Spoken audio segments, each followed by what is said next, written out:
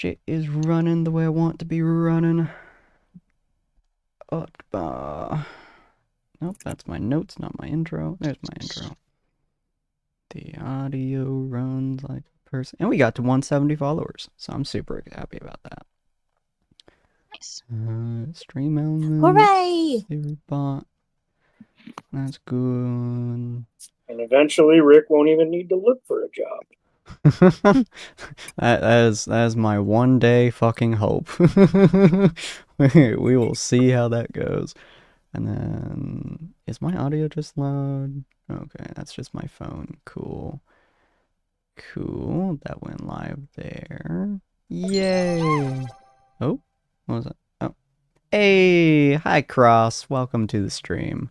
I always appreciate you coming around. And ignore my voice being fucking murderous. I got out of bed like an hour ago, so. Sin's extra Jenny. evil today. What was that? They said Sin is extra evil today. I will do the most evil times. Okay, hello and welcome, dear patrons, to the Tables of Tartarus, a chapter of Purgatory Corner.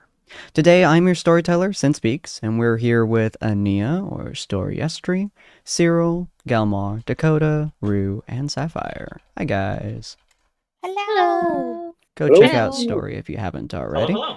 So come on in, take a seat, and let your imagination run free as always. Now, last episode was a combat episode, so we got to see a lovely bunch of coconuts fighting a lovely bunch of ghosts, horrors, and spooks of all forms.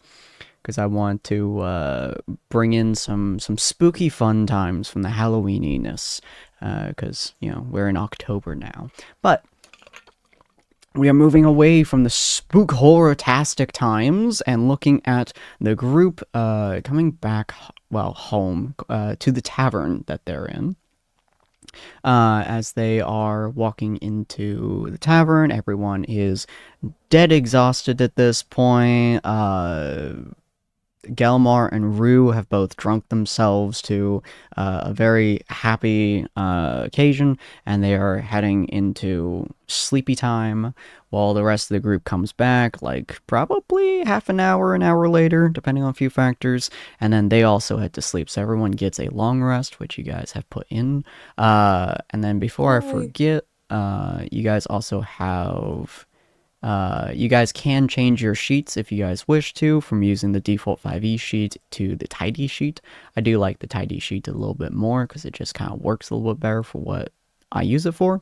But either one works for you guys, whichever one works better for you. And then I will, at some point later, also be giving you guys a macro for you guys to put into Foundry for those that have multiple attacks. That way you guys can easily just click the macro and have a whole bunch of attacks right at the ready for you guys to use. So you guys don't have to worry about, well, the sheet being a dick like it was yesterday. Yay! Way things go a little bit faster, a little bit smoother, and no one gets confused on which attack they're rolling and which damage they're rolling because the sheet doesn't want to bother being a nice person that day. What did you say? Did you say macros? My gun? Yes. My gun mac? Yes, Where's I'll give you a triple shot macro at some point. I haven't done it yet. I've been editing videos. Yeah, But that's fine. Eventual macro. Eventual Eventual macros. I'll give you it before before we do another combat, because I get to know this stuff. Okay, so you guys are inside Harmonious Haven. The day passes as always, and you guys eventually wake up. I would probably say that Rue and Galmar both would wake up before the rest of the group. Probably with a hangover. I'm not too sure how much water Galmar would have drunk, but I assume that Rue at least would have a hangover. I mean, we could Constitution save it. That is a fair point. Oh, Yeah, let's do it. both of you roll con save for me. See how tough your bodies are. I mean, I drank Blackland Fire. And he also had a little bit. Anyone who yes. drank heavily, feel free to roll me a con save. Ania drank, but she stopped midway. All right. Especially with the adrenaline, you probably wouldn't be affected. Cyril was just straight up not affected with a fucking natural 20 multiple times. Um, I don't remember how hardcore Sapphire drank. How much did you drink? I think Sapphire drank like juice or water or something. Somebody's drink got stolen. That was And he Dakota. That was took my Dakota's drink. Dakota didn't Oh. drink. I Yeah. remember drinking. I rolled 3 times. Okay. So I'll have you roll a con save as well, but slightly lower DC since you had to fight. Because I think you had both a natural 20 and a natural 1, if I recall correctly. Yeah, So feel free to roll a con save. Uh, so that's +1. mhm. And Nia's just going to be naturally miserable as she usually is in the morning. Can't even tell if she has a hangover. Everyone has a hangover, and Nia's just like, I just hate mornings. I hate the dawn. I hate when the sun arrives.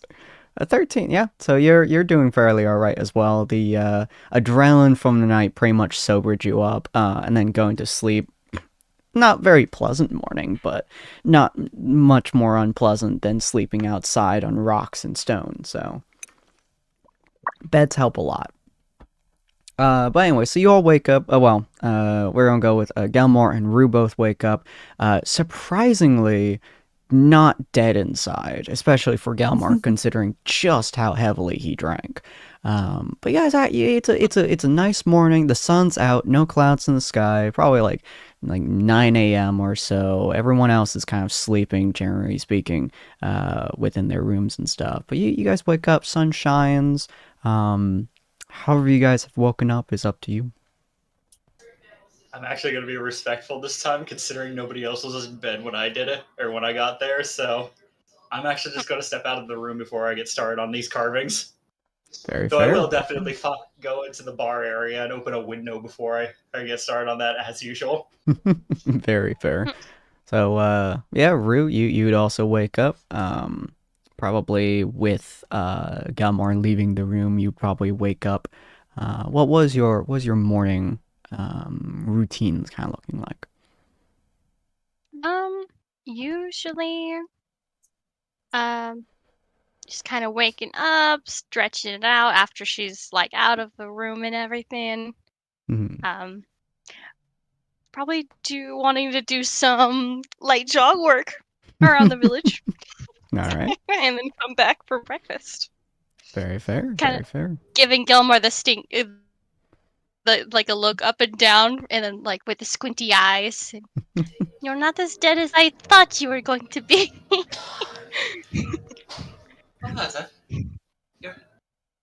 Are you serious? I used to on the regular drink alongside the dwarves in the top of the spires. Believe me, while there was definitely some strong ale back there, it's not exactly unfamiliar to me. And I'm glad that we just had a good time.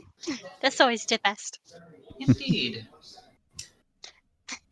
Do you want to race? One moment, he says as you watch him have his boots together and you see a small glow disappear from the bottoms.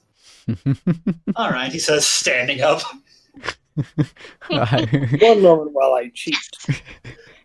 I will win Above by it. cheating. I think he wasn't cheating, right? No, he's not. turning it off? He was turning Oh. off. You're, He was turning off a Oh. rune. He's got active on his boots. Okay, You I remove thought the so. I was cheat. like, he's not gonna. Yeah, So I'm like, I he's will just gonna win cheat. by avoiding cheating. Look, we're not unyouthful, all right? We are men of action. Cheating does not become us. We are No, it men does of not. action. None of action. Alright, well, feel free, both of you, to roll athletics check. Go. Oh, oh, Oh, that's no. private again. Oh, no. Megan. oh my I don't know. god. Stop. You're gonna have to stop rolling at all tonight. I can tell. God, both bots are just like, nah. Now you guys are good. Sit your ass fucking down. We just both They woke did up- really cruddy. They woke up without hangovers, but it still affects We just don't Yeah. have the energy. we're like prepped and we're like in the stands to like run like runners in the streets. I just imagine Gelmar's about to immediately break into a run, just trips over his own heel, and has to get back up while she's already running. You just slam into the Yeah, and ground then like hardcore. Oh, it's beautiful. And It's then off in the a distance, you hear like, "Oh, my side, it cramps. Too much food." Yeah, basically. it's a very long walk or long run for you guys, as you guys are trying to push through, and even Rue's normal like I just kind of blank out while I'm running. It's just like, nope, can't do it this time. Oh god, my legs, my arms, my existence. Why? Never should have had that Jaeger last night. I had too many bombs, dude. I should have stopped when I stopped counting. Oh boy. Alright, so you guys eventually finish up your run. Rue is only slightly ahead of Galmar, even with Galmar probably quite often repeatedly falling over. Just from more or less sheer exhaustion. Trying to catch himself and inevitably falling, apparently. And she just But thinks that he's so close behind as they're like going. She's like, "Oh, he's almost there." she's like, he's right behind me. Onwards, onwards. I like to imagine that even though Gilmar is like tripping over himself, he's still like a celebrity. So everyone in the town's like, "Oh yeah, he celebrated really good last night. Good for him." Oh my gosh. Making his rounds around the village. You just slam your skull into the ground. They're like, yeah, fight the ground. Yeah, ground deserved it. I never liked that tile. I've been meaning to fix that piece of road. Good job. Did good. Oh, but you guys eventually kind of get back to the tavern with some great difficulty after you did a whole ring around the rosy. The tavern probably being like, oh, why am I not able to? Okay, probably being like there-ish. I would probably say. I'm starting to remember the anecdote that always said that one of those ales was inherently poisoned. And he says, rubbing his forehead in irritation. Probably that is now red from how many times he fell over. Yeah. As you guys get back to the tavern, the rest of the group is slowly waking up. No one has a hangover. No one is particularly impaired, aside from the fact that it's morning time and mornings suck. Hey, morning. Well, good morning. Nia will reply with like her usual, and then go find a place to sit. Brock just places down a pot of coffee on the counter for you. Hood is just drinking an apple juice and watching everybody. Thank you. You're welcome. I'm muted. You're fine. Oh, Oh, wait. No, you I'm weren't.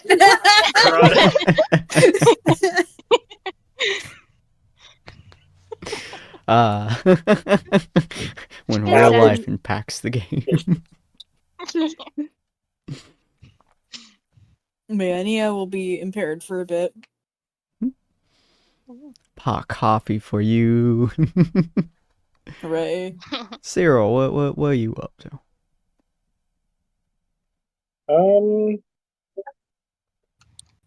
Just a quick cup of coffee, and he sort of wanders out the door, making to make his way towards the towards Technopolis. And he's just gonna. But when he gets outside the door, he takes a few minutes and he starts kind of scratching something into the dirt, and he taps it a couple of times, and the elk just sort of pulls itself up out of the dirt again. That's much better. The rest of you guys Yay, just oh, it's see okay. Whereas you guys just see Cyril walk outside, just like he did last night. I know, I was thinking it, but Nia has her head down. She doesn't see it nor care. You slept out awfully early last night and didn't get back till quite late. What exactly were you up to last night? Fought some zombies. Oh, that's. Oh. Wait, what? Oh. It's the moment of like sitting down, just like, oh yeah, that makes sense. What? Meanwhile, Gelmar hears outside the tavern as he as Cyril takes off. Ania Oh my will speak up, her head still down. Zero went outside, and which was dumb. So we followed him to the graveyard, and he was being fine. He wasn't doing anything suspicious. But then we were attacked by zombies. Wow. He wasn't being sus, but then zombies. I would have assumed that sort of location would be. I don't know. I would have assumed that some sort of cleric in town would have run some sort of or made the place into some sort of sanctuary. That is strange, though. Yeah. They also gave us warnings. Warnings? You don't think there was another necromancer there, do you? It might have been. The lady said they work in pairs before, so maybe it's the other one. So we Neil, guided him take back a to bit. the town, did we? He says with a hand, or still rubbing the red mark, pulling hand away after a moment on the on the feeling of pain before rubbing a little lower. And you'll sip her coffee and give the Dakota or Sapphire a chance to talk about it.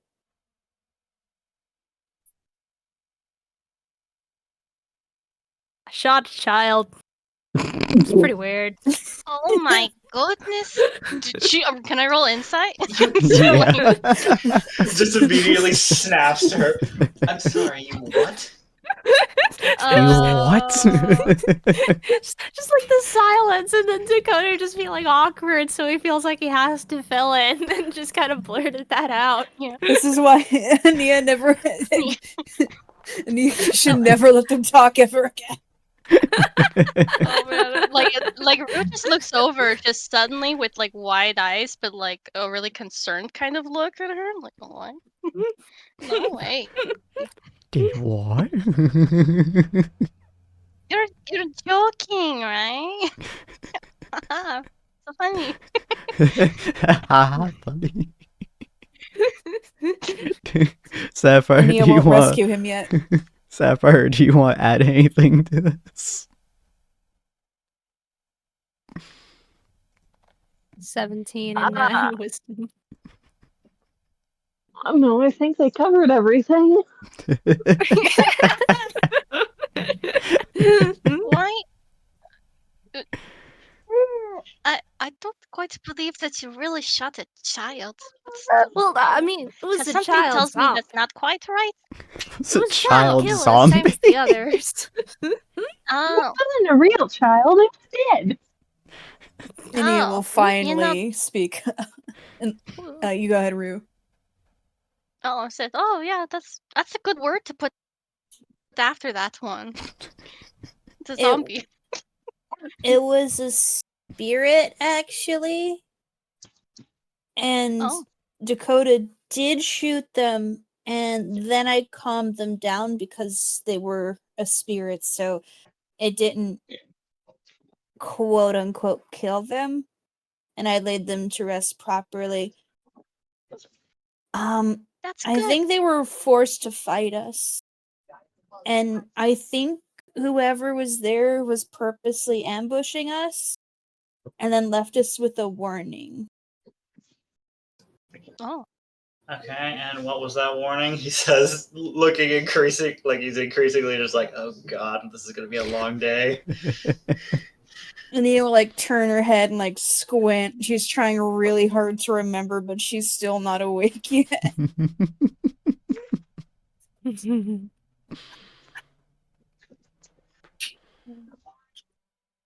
While this is Dakota? happening, I'm going to use my sending stone to send a message to Cyril. It's just like, hey, sorry for the sudden message, sir. Is there anywhere you're heading in particular, or you go heading off to Brood again, or? Ania hasn't realized Cyril's not in the Yeah. room. Like after like a couple seconds, Dakota does get a message back. I'm just heading out to do some shopping and grab Fluffy. That way we can get going soon. Alright, send a message back, and I'm like, alright, sounds good. I'll leave it to it then, sir. And in that time, Ania will remember the message, and she'll be like, they said, flee. Don't follow the dragon. They said flee again, and that we're not the priority, even though they ambushed us, so I don't know why else they were there. And then they said if we don't run away, they will make us into thralls, I think. What is with all this talk involving dragons? They went extinct hundreds of years ago, didn't they? Said the Dragonborn. Hey, they're canonically disconnected. They actually don't have much in common. Oh yeah, Rue's pointing at her notes and says, "Oh, there was something that said that the dragons are extinct. So it's not much to say on that, is it?" I mean, there's a lot of things I think nowadays that people think are extinct or not true, but really are. I mean, druids deal with that stuff all the time. Well, You do? He that's says, probably tilting his fine head, either way. staring at her. Well, yeah, Stars Druid deals with prophecies, and Ania will wake up a little bit and straighten up. There's druids who specialize in the Fey Wilds and know all sorts of things. Well, yes, but you just got done saying that you work a lot with the extinct species. How many species is this outside world believe is extinct that you know is not so? And I didn't mean that we work with extinct species. I just said that we work with things that most people think are fairy tales.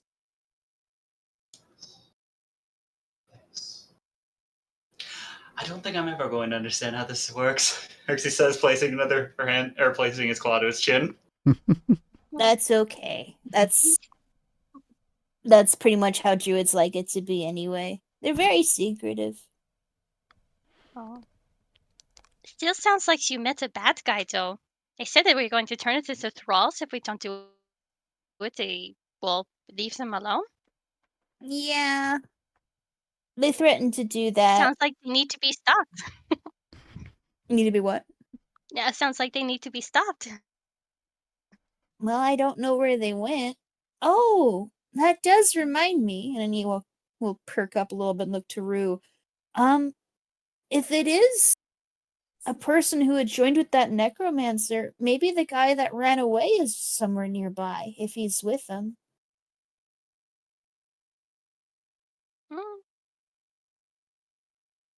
It's been a while, but... True, I don't know if that locate spell will work anymore or not. They might have removed the needle entirely. Well, Depends if maybe they they notice don't it know. there. Yeah, that's true. But that's kind of far away. I don't know if anything will be good doing it now. Okay, just figured I would mention it. And she goes back to her coffee. Yeah, maybe we see them again and they say, "Hey, you should have left us alone," and then we can try. It's like, do you know Needlehead guy? And we'll look for him. Hey, are you friends with Needlehead? I suppose Let's they be won't know real, what I that don't means. think... Let's be real, it's a needle. Nobody's going to see that. Yeah. Alright.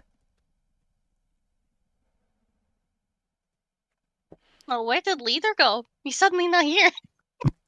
What? He slipped out Leader? a bit ago. He says, thumbing towards the door. Oh. Oh, Oh yeah. my, I sent him oh one of my those s- little message things. oh my stars, he left again. Yeah, Did you- it's all good. Yeah, just going shopping and grabbing Fluffy and all that. And Nia guiding bold Cyril the next time she sees him. Stop it. You wanna go? You wanna go so bad? Go to the hospital. The hospital. No. All right. Is there anything else we need to do before we go?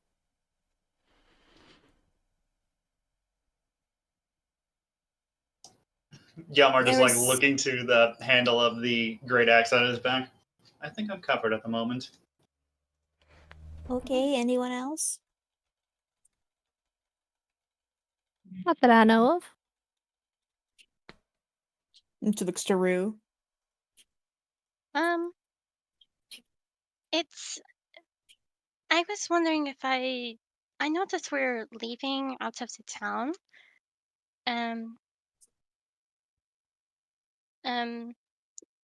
It's been a while since I've gone back to my family in the Abagas Valley.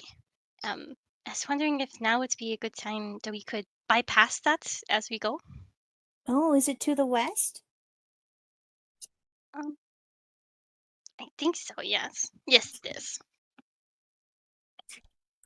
And It's Nia right will. over here. She has a little map. She shows it. Okay, Nia will come over and look at the map. I usually go over every single month on the 9th. On the 9th. Oh, It'd be right about there. Let me see. A little bit small. Oh, so it's south To the west. to the west. Oh, you're over there. Yeah. I think.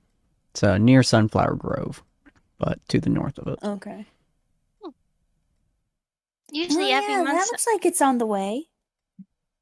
Oh, I'm glad. I try to visit my mom and pops every time that I have, a day a month. Do you want to bring them anything? Sounds lovely. Oh, that's a good question. I don't know. I just had some cheesecake, but Bring the cheesecake. maybe something else. I know. Couldn't do without. Anyone have any ideas? I don't know. Well, what do your family usually need over at the farm? Mm, They have regular non-conventional problems or something of the sort we might be able to solve. They go into Um, town for products? suppose they go grocery shopping and get new tools. She thinks she looks like she's really thinking hard. Um, and she looks a little like nervous. So she puts her eyes to the side. I'm not sure I'm sure they like a lot of things. She And just Nia will smiles. and Nia will motion towards Rue's book and mention You probably have notes on them in there, right? Oh, that is true. I'll go flip. I'll start flipping. You'll know they Rue don't. is. Hmm? Oh, go ahead. You'll ahead. know that, at least in your notes, you don't have a whole lot about the town. You have kind of the general size of it, you have the name of it, you have a few other things, but the actual, like, within the town itself, you pretty much, like, you keep going back and back and back and back, and most of your notes pretty much all say the same thing, the consistent repetition, where it's just like, you head in there, they're all excited to see you, they're all pretty nice, and then you leave. You don't have a whole lot of notes in between.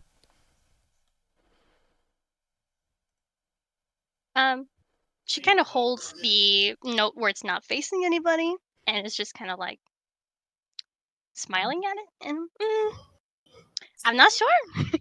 What exactly did you say they were a profession again? Farmers, were they? Or did Oh, I yeah. mishear? They live at their house, and they have a farmland, so that's how they do their business. Maybe some sort of spell can be used to aid them in the production. That is true. They have a bunch of sheep. I could bless their fields like I did over in Glimmering Meadows. That would take a while, though. Oh, I wouldn't Hey, bother you. hey, Sen. I know I have no proficiency in Arcana, but Mhm. can I roll it anyway to try and discern if I can think of a spell that might help? You're more than welcome to, yeah. You've been around a lot of spellcasters. That's fair. I don't think I know of one. Not really, Oh. no. Oh, Got to get all these bad rolls out of the way. Jeez. I know. All right. I will say, by the way, Negative one. definitely a Neowolf picked up. Not sure about the rest of you guys can defer for yourselves, but Neowolf definitely picked up. Root did say she visits them every month on the 9th. Okay. Or that was on purpose statements. Okay. Is there a significance on the 9th, or? Oh, well, it's it's near my birthday. Oh, you never told us. You never defined for us when that was. Oh, sorry. Happy Yeah. to you too. Thank you. Yeah, it's the day after I go home. We all celebrate together. So Rue has said that she visits every month on the 9th. Mm-hmm. Has she been visiting every month? No. You guys have not visited her town once. Okay. And Ania will chirp up, Well, your birthday's not every month. Oh, that is true. You don't say. What month is it? What month is it? This would be the 6th month y'all. No, 7th. Hold on. Let me just double check real quick. You guys are in the 6th month of Monarch. Oh, would I even know this though? No. do you remember your birthday? Yes. It has to be in there. I don't know what month it is, but it's close to the 9th. And usually I go haven't- back. No good. Oh, no, go ahead. You haven't been visiting them when you have been with us. That makes sense, but that's might be because I usually go alone. There's caravans that I can walk the paths back there. Oh, I see. And Ania won't press further, but the others can if they want. Mm-hmm.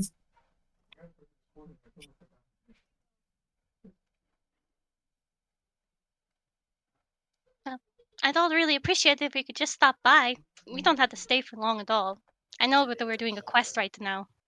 Of course, of course. Won't be any problem.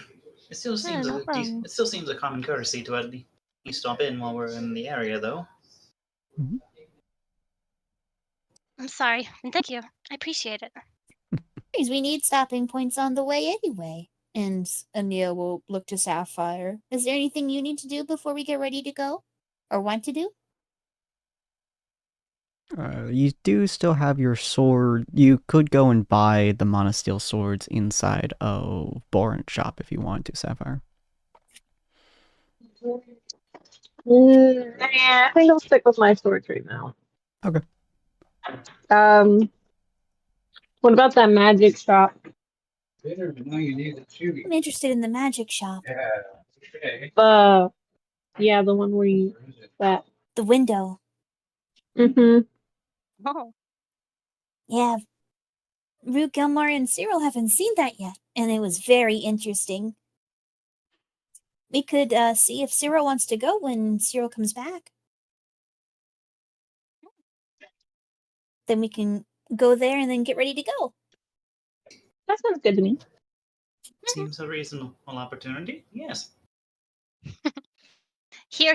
I like it. All right, so let's see. Okay, well, I do have a few small things to pick up, so while Cyril's gone, I'll go get those out of the way and then head right back. Yeah. I need to get my cloak fixed. Thank you, MK. So Alright. Ania will finish up her Mhm. coffee and probably head out on her own for a little bit. Cool. Alright, so you guys pretty much all kind of do your own stuff for a little while until you guys get back. Till Cyril finishes stuff. Do you guys meet up at the tavern again, or do you meet up somewhere else? The tavern's almost just like our beginning. Yeah. Our like We meetup just go to the place. tavern. That's fair. All right. So you guys go back to the tavern. You're all kind of meeting up again. You guys all have your clothes set up. Have a good night, MK. Appreciate you being here. You guys get your clothes set up. You guys get your armor, your gear, your items all gotten. Pretty much everything that you guys need to get done. You guys more or less have, and you guys meet up at the tavern.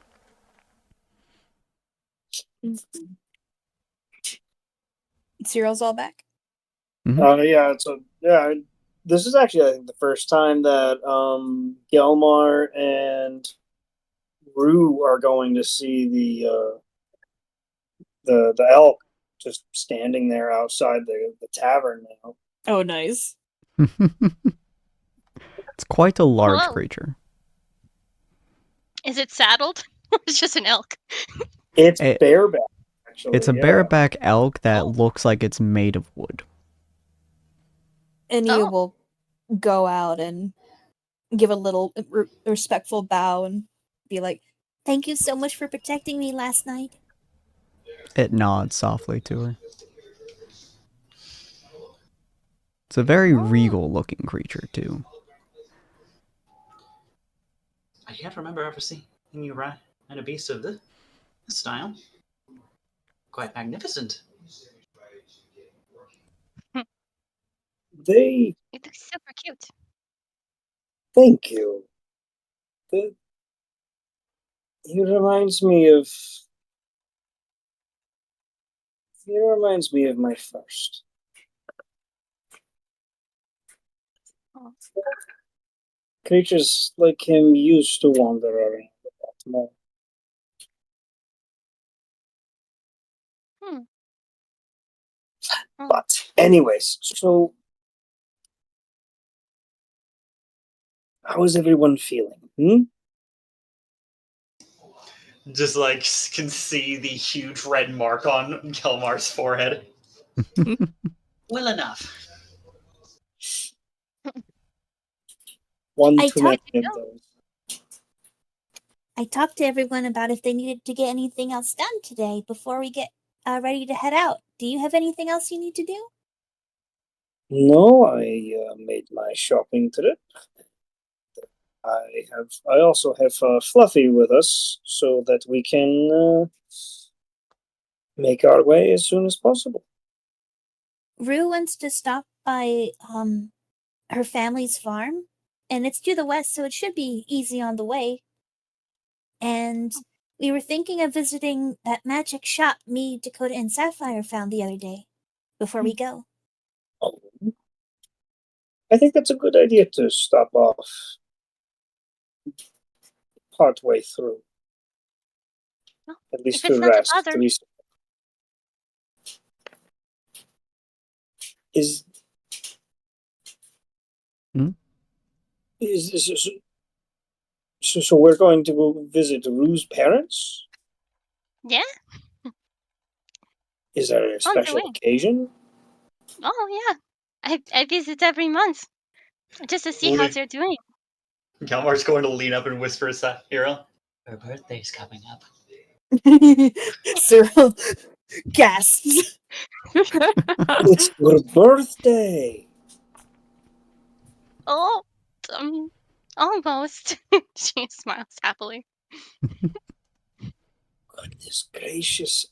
I suppose we should visit this magic shop then. What day of the month is it? It would be. Oh, sorry. Hold on. Oh, there's 30 days in the month. I apologize, not 28. There are only 5 days 5 days a week, so it would probably be probably the 20th, I would say. Got it. The magic shop isn't anywhere specific. They said if we want to go back, we should just, I can just summon the shop. So I figure we should go someplace with not a lot of eyes, maybe like an alleyway or something. Oh, Actually, that's a scratch really that. good way to make 25th. sure customers can always go to the store. We can go anywhere. I wonder if it works outside of town. Maybe we can ask. Oh, I have to see this. Well, you know the town really well. Do you know of any out of the way spots that have nice walls? I know a great many of those, actually. Follow me. He leads them into a spot. He leads them to a spot in the outskirts with just a nice quiet alley with between two buildings. Hmm. Does a specific wall matter? No, I don't think so. And Ania will go up to the wall. And did we decide on Gremlin's shop or Gremlin's magic? Gremlin's magic. Grimly. Okay. And she will sort of ready herself, look at the wall, and say, Gremlin's magic. and just stare at the wall. You see it's a tiny speck on the wall, but then it starts to grow larger and larger before it turns into a proper window, and then gets much larger and then much larger before it covers basically 10 foot by 10 foot on the wall. And the little shade that it has that's covering the window slowly like starts sliding upwards until you guys can see the inside of her shop again. A See? window. Why not a Mm. door? have you never wanted to go through windows before? No. I always thought that was taboo. No. Is it reaching the floor like an entryway, or is it still like a window? There's about a foot clearance off the floor. Okay, it's just a huge window. It's a big window. You don't have to step very high. Oh. And Ania will just go ahead and walk in. Nice. Cyril just follows, like, just absolutely amazed by this. This is a normal day. I think I still have to crawl through it though, because considering, like, Second tallest party member. yeah. You just feel awkward, so you like huddle down slightly and do. Yeah. Gilmore just like mutters something under his breath as he tries to climb through. Probably just like Dakota crouching in to get it down. It's a And yes, fairly anyone large can height, do so it does go above you guys by about a foot or so. Cyril does have to bend his head over though. And anyone can, in fact, do a perception check to try and discern what he just said. It's Oh, not did- going to matter, but you can. Magic. Did I Gelmer, would like, too. Huh? Did Gelmer, Perception. like- I would. He muttered So something we would under like his to- breath as he was going Okay. in. I I'll would do it love too. to, as I'm behind him. I would love to have reasons to roll perception. I didn't hear it. You got higher than a I stealth mean- check. Oh, wait, oh, yeah, there you go. Gosh. You heard it, actually. I don't think you could have failed that perception check, couldn't you? I feel I'm going to be answering for this Later, he said as he's going in. Okay. Mm. All right, you guys all go in, and once again, this goblin appears in not a robe this time, but in much more fanciful outfits. You know that like suspender combo that a performer at a circus might have. It's very flashy. It's very over the top. There's a lot of sequins in it, but it's one of those really performer based outfits as she like pops up, and she's still floating just in midair as she's like twirling around and kind of puts her arms across her chest and goes, "Howdy, ya! How y'all doing today?" Wow, this is amazing. I see you got your whole Hello. party with you this time. It's good to see all y'all. Yes. You too. Wow, that was a spectacle. Not seen spells like that, even from my sister. She like like her eyes like look over the group and like they hover on Gilmore for a second before they turn and hover onto Dakota for a second before they move again. Well, I must say I run a mighty fine shop here. It's good to see you. Cool. Thanks for having us. Thank you for your greeting. So what are you all folks looking for here? I got magic, I got trinkets, I got glorious bees. They're actual bees. Oh. Bees are nice.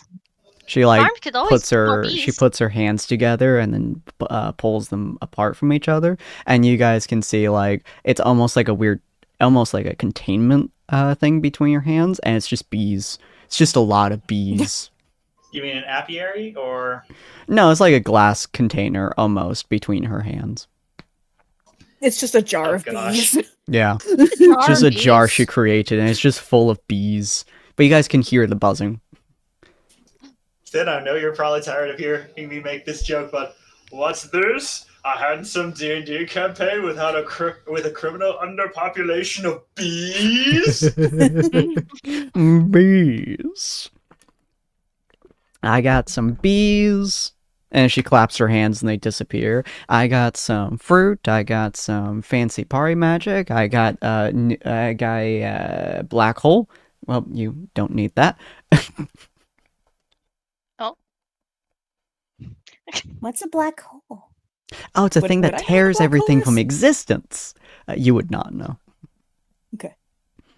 It tears Oh. apart everything in existence. She pops up her hand. You guys can see like a tiny black sphere as it starts like trying to pull you in before she closes her hand again. Oh. Does it recycle really well, or? It recycles planets. Oh. So there's no waste in the end? Gilmore just already looks really, really conflicted. she You want like that black legitimately have to like hole? look at Rue, just go, no. Oh. That And makes you a will really start- good trash can. Adia will start browsing. Clothes galore, items galore, fanciful staffs and swords, and she kind of like looks over Galmar. Clothes. More than a poncho. You mean Dakota? Gilmore doesn't wear. No, oh, she- Dakota, sorry. She looks at Cyril. My bad. Oh, Sarah. Well, have you know ponchos are very fancy. I appreciate that, but I'd love to hear more about these bees. You want to hear about the bees? And she pops up her hands no. again. You just see like it's a bunch of like multicolored bees and like a rainbow configuration. This one's named Bob, and that one's Bees, and this one's Bazilla, and Ooh. this one's Beelzebub, and I have a couple demons in there too somewhere, but I don't know. I dropped them in there a couple centuries ago. And then this one is Marcus. He likes to be on his own. You see, he's on a little corner down there, and they keep like smacking him to the side. It's very unfortunate. I keep thinking about taking him out every now and again. But Charles here, many of the bees that she just points to, you just cannot like catch up with after much. Charles, he was a real rascal. He's kind of an asshole too, but sometimes just shake the fucking thing, and she like shakes the entire jar of bees, and she goes, and then they get all calm again, and then they tried to kill me, and she claps her hands and they disappear. Please don't purchase the bees, sir. I'll give you them half off. I've never seen bees that color before. I wonder what their honey is like. Oh, rainbow honey. They produce some Oh, fabulous honey if you can get them trained. Fair warning, they do eat. What do they eat? Yes. Oh. Please don't purchase the bees, sir. Where are we gonna keep them? I feel like they'd make a great gift, though. Please don't give them as a gift, sir. That is even worse. I suppose you're right. Do you If you have feed them any every full potion- moon, they multiply. Ooh. Oh, now they're just sounding better and better. Please don't, sir. Do you have any potion recipes? I do have a few potion recipes, actually. What are you looking for? You looking for potions that kill people, potions that make people stronger, potions that make people wet themselves, or potions that make people turn to stone? Second and maybe the fourth one. Ah. Well, I do have an iron skin potion recipe here. It's pretty tough stuff. Bark of tree.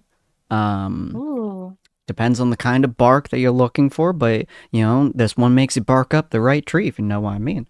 And then, a bunch of other different recipe stuffs in there. And the one that makes people, what did I say? Turn to stone or something? Yes. Ah. That one you need stone. Oh, that would make sense. Yeah. Very dangerous, though. Very dangerous. Also, you need a Gorgon's head, but, that's what it is. That's a really rare ingredient. I'm sorry, Yeah. what? Gorgon's head. Yeah, well, I have a couple of them in storage somewhere, but I forget where I put them. Oh. Do I know what a Gorgon is? No. Do I know what a Gorgon is? None. I could justify how I know what a Gorgon is. That's a fair point. Roll me history.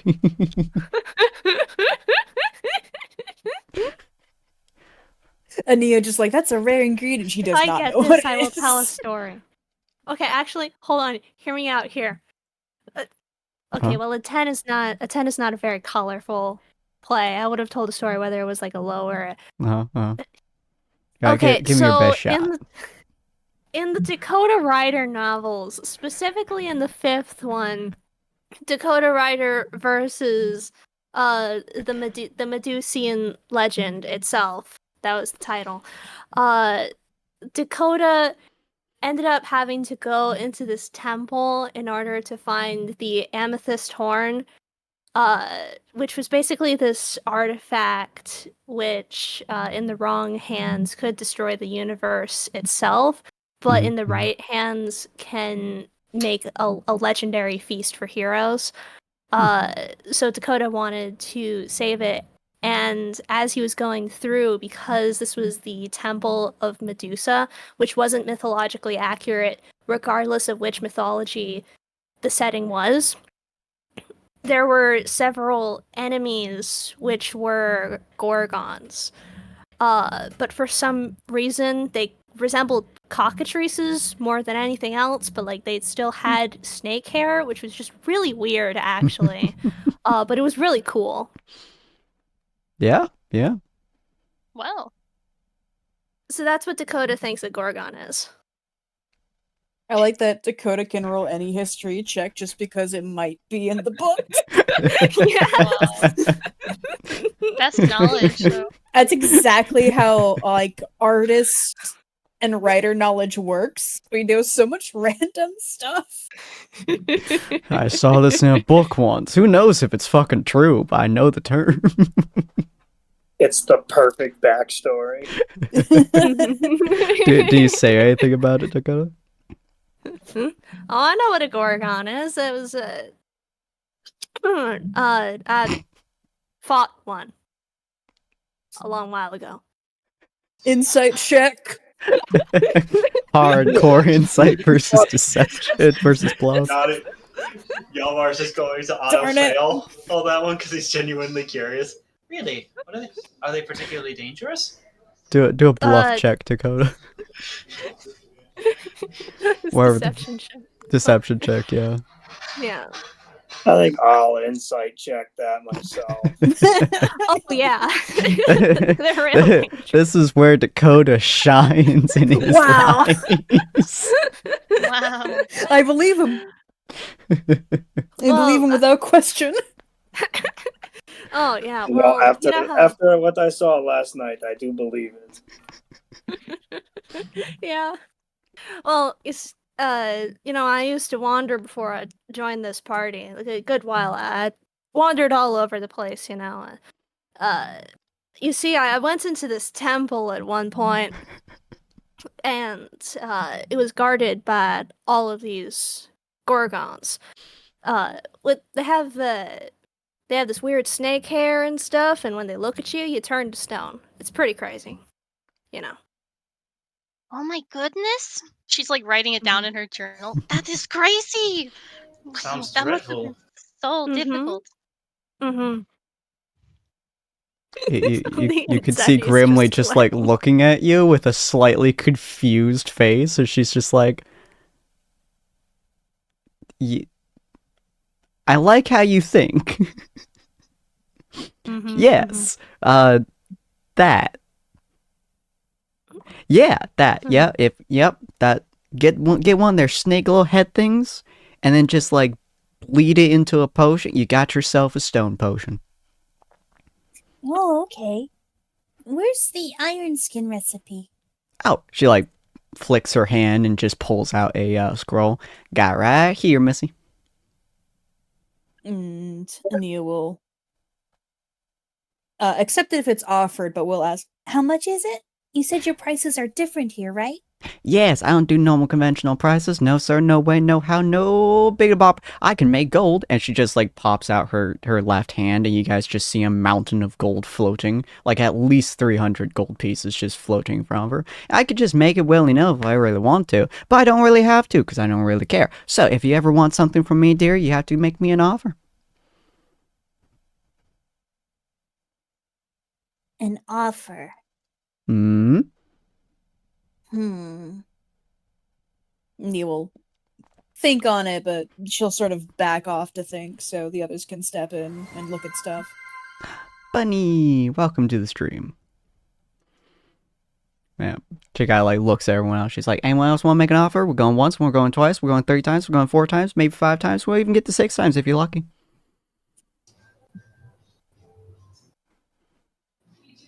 What sort of items are you looking for? Any kind. I got all kinds of magic items. I got all kinds of mundane items. I got a fruit basket if you really want. I even have this fruit bread. And she like pops out fruit bread in front of you. It's a piece of bread that just has like a bunch of different fruits, not cooked into it, but shoved into it. I was half expecting you to say it was like a slice of toast with a banana taped to it or something. Now it's like strawberries, lemons, oranges, even like parts of watermelon just shoved into a piece of bread. Fruitcake. It's just the most violent looking bread bowl ever. Yeah. Gilmore's just going to stare blankly for a few moments. I might have a particular request, but I think I'd rather ask about it in private if that's all right. Not a problem. I can always make it so no one can hear anything you say. As she snaps her fingers, and then complete silence between the two of you. It's like a tunnel Nia of audio. frowns. Do you have a tool that can destroy metal?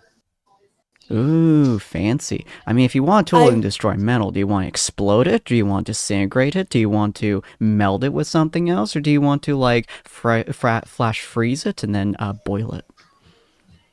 He's not even going to answer verbally. He's just going to step past her, gesture for her to follow, and move towards one of the farthest away corners in the shop he can see.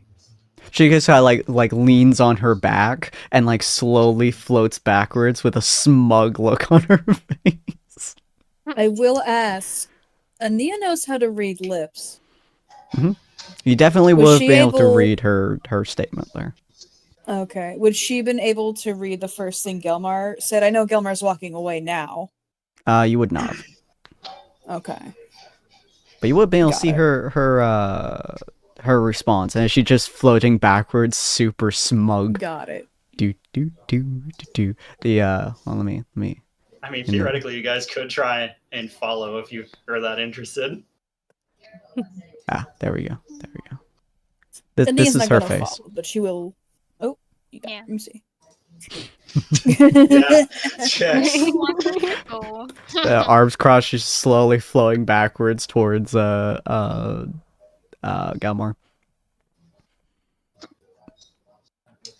I'm just gonna let everyone else do their reactions before I take my next move. Cool. How is everyone reacting to the smug goblin slowly floating back? She has not touched the ground once since you've met her, by the way. Wizard magic. All right. Wizard magic. I like a magic name. Unless Gilmar wants us to come along, Rue is like, oh, bye-bye. I'll see you later. Yeah, Ania is going to just browse. Okay.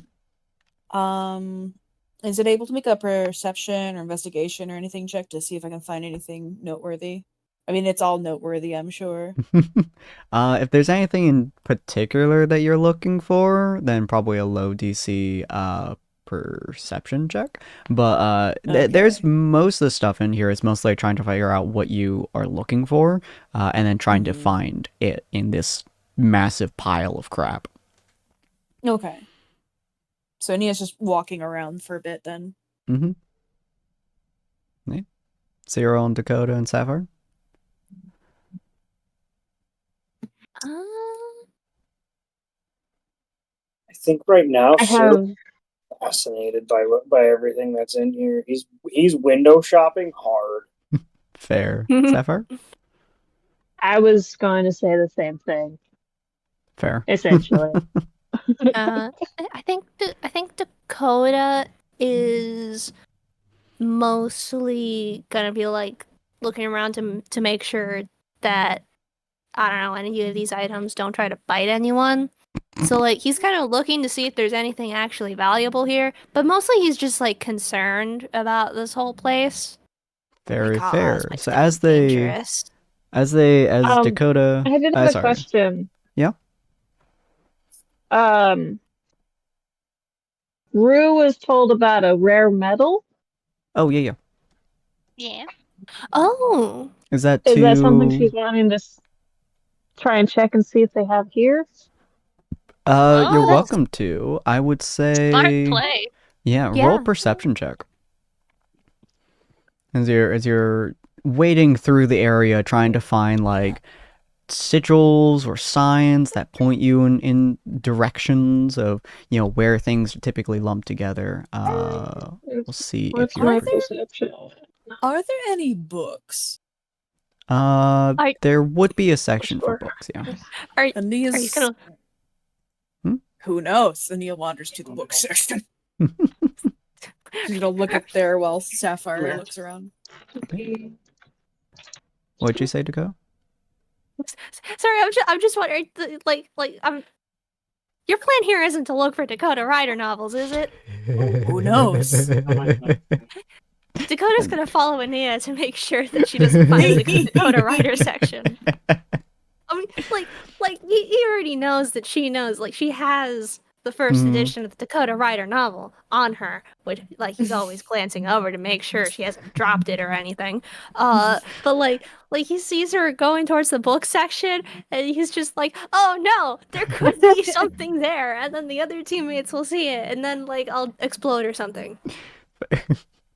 So Sapphire, I will say that as they walk into another room, and for you guys, it's a massive library. Is astronomically large library. There is even like it's in some books are in languages you legitimately can't read. I believe actually Sapphire has the most languages of the party, if I recall correctly. I know that Ania has quite a few. I have 7. 1, 2, 3. Oh, Yeah, you should have wow. 7 languages. Yeah. That's a lot. She's very, very studious person, but there's a lot of Heck language in there that like Ania and Dakota just have no idea anything on like how to read it. Some of them are so old that you're not sure if it's like it's in common, but you just can't understand anything. The words themselves are just foreign to you. But there's like large slots of books to wade through, and it's pretty interesting stuff. For Sapphire, as you're walking around, you do see a section that's like various different metals. And as you walk in there, you see metals that you kind of sort of recognize. You see like iron, you see like steel. Then there's like one that's a rainbow color that you've never seen before. You've no idea even what it could be possibly composed of. But then you see one that is a very fine turquoise color. It's a particularly large ingot that's probably a lot larger than most ingots should be. And right in front of it is a very small sign that just says whatever name I named it. Tritium? I think it was I Tritium. think that was it. Yeah. Yeah, it is a very small sign in common that just says Tritium. So you do find that. And then Gelmar. So as she's like smugly floating back towards you, she like slowly turns until she like on her side and floating midair in like the draw me like one of your French girls positions, and like smiles at you and says, "What you need?" Before I answer that, everything I'm about to say is between just the two of us, right? No one else is going to Indeedy. hear? I can wipe people's minds. Hopefully we don't need to go that far, but good enough. He says he's going to pull his collar her aside. Interesting. There's 5. If you can get them off, you can keep them. Ooh. She like puts her hand over it and like she touches it and she fucking recoils. Like her entire body recoils, and every single person in the entire area can hear a sound almost like shattering glass. She goes, "Ooh, spicy! God damn!" I knew it had powerful effects on magic, but I didn't know it did that. Oh boy, I haven't seen magic like that in fucking centuries. Whoo, it's like I'm touching fire. How'd you get that put on top of you, boy? It's like you fought the goddamn devil and demon himself. At this point, I feel like I did it as well. Unfortunately, my dear boy, I can't really help you in taking them off. I know how you can do it. Believe me, I've been trying to get these off for over a year now. I would love to have any sort of insight you can find. Well, you can either chop off your own head, that's the one way to do it, but I don't think you're a zombie. I don't think that's gonna work too well for you. You can take off your hands and feet, though, if you really want to. That'll definitely do it, but you really gotta do it before the thing, and not after, you know. If you do it after, you just put it right at the wrist, it won't come off still, but if you do it before, it'll stay attached to you for sure. It won't leave your beat, but it'll stay attached to the part you're missing. So, yeah, you could do that. I think you'd probably like to keep your arms and legs, though, and your head, too. I assume you like your head. I don't know how you mortals work nowadays, though. Preferably, I would like to get these off without having to seriously damage or kill myself. Ah, well then, my dear boy, you'll have to kill the son of a bitch who put this shit on you, which, unfortunately, I must say, was a rather powerful fucking entity, it looks like. Someone who, he don't like my specific brand of magic. But that is a fascinating little tool you have brought me, my boy. I like you a lot. I'll be keeping my eye on you. Specifically to find a way to get these off, right? Well, probably. I can come up with a couple of things. I'll keep my eye on you. I'll watch out for the stars to align, shall we say. I know of a couple different ways to do it, but I'll find a way that doesn't involve you having to be resurrected with most of your body parts intact. Preferably, I would like to be together in all forms, if I can be, through the process. Such a clingy person to your body parts, but I understand. I would also like to keep my hand. She like pops off her hand and makes it float in midair. I quite like it when I have all my existences attached, and then she slaps it back onto her wrist. But you know, I mean, we could have a necromancer revive you if you want me to. That'll take a bit though. Please never do that again. It's only discombobulating your body parts. So she rips off her entire arm and throws it to the side. See? Put it back. He just said. Oh, I'm so sorry. She grabs it off the ground and just shunks it back into the socket. Goodness. So I'm gathering this is going to have to be a discussion we have in the future, or then? Most likely. I'm sure you can find the son of a bitch who did all this shit to you, but I will say, you trying to pull it off yourself? Never gonna work. I could try, but it might kill me, and I don't like that shit one little bit. I would prefer that this came off in a way that didn't involve anyone having to get harmed. Though I Oh. suppose I wouldn't be. I suppose I wouldn't be opposed to giving the person who slapped these onto me a bit of a piece of my mind. He says, Well, whoever and she can crafted easily these tell ones? he is. Hmm? And she can easily tell he is greatly underestimating that. Well, And he whoever knows put it. these on you, whoever forged these, forged it to their life force. The moment they die, the moment they come off. Ah, perfect. Another individual will forcing me to choose between in my morals and the normal life. Indeed, but I will say, my boy, you have. She like kind of puts her hand near the thing and like snaps her finger slightly, and you see several runes along the collar light up, but one doesn't.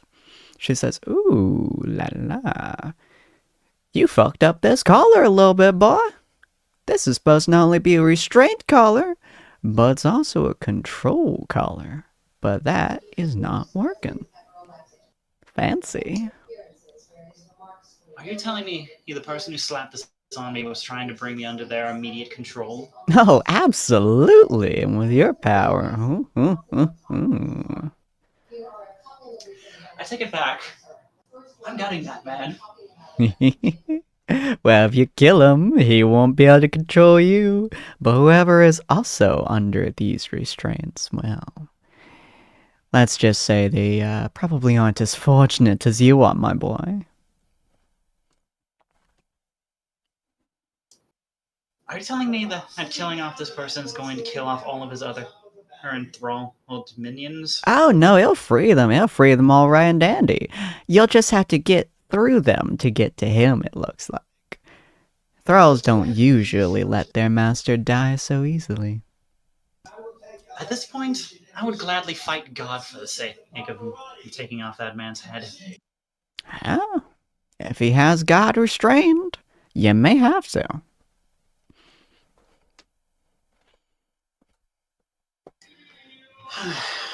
Either way, thanks for your insights, he says, letting go. Not a problem. She snaps, she like claps her hands together, and the silence around you fades. By the way, every person in the room, when you guys heard the glass cracking sound, did any of you go to head to Galmar? Ania absolutely popped her head out of the library to see what was going on. Yeah, I probably Yeah. did go as well. Yeah, same. So y'all would just see, you would have seen her recoil, like hardcore recoil from him for a second.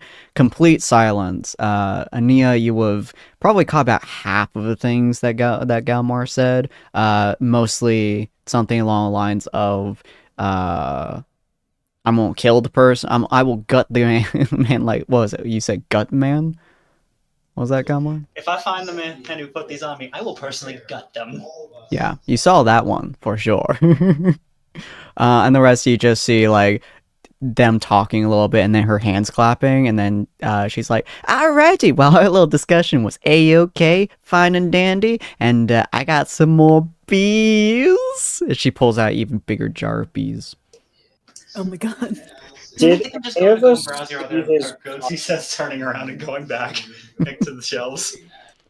What was that, Cyril? Did any of us see his collar when we were looking over there? Probably not. Well, you would have seen a weird glowing coming from his collarbone, roughly, but you wouldn't have actually seen the collar itself. Gotcha.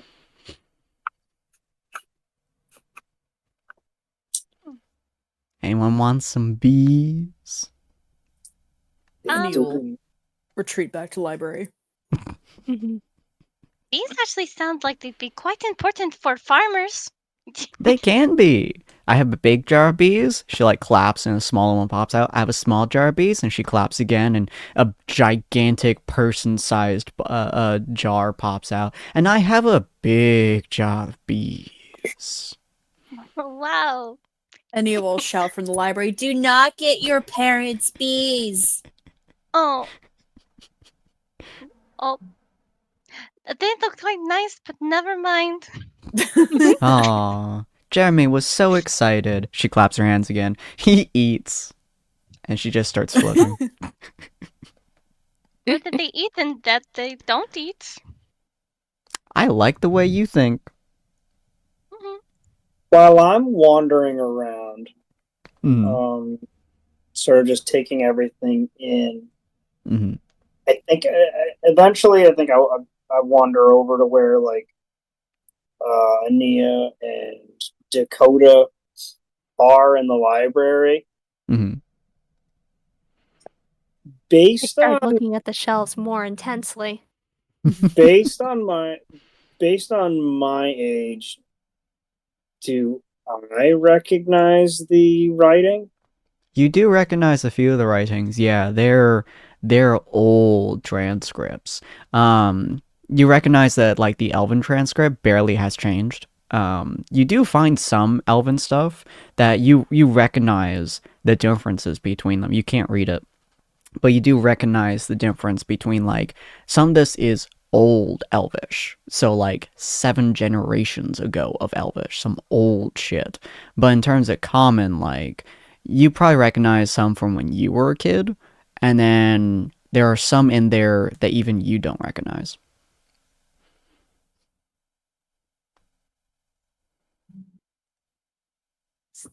Is there old Elvish Dakota writer? It's not. It'd be really funny though. I have a list of books I would like to search for. Okay. 1, anything to do with Yuan-ti, including looking at the spines to see if there's like elaborate snakes. Okay. 2, Dakota Rider. Fair.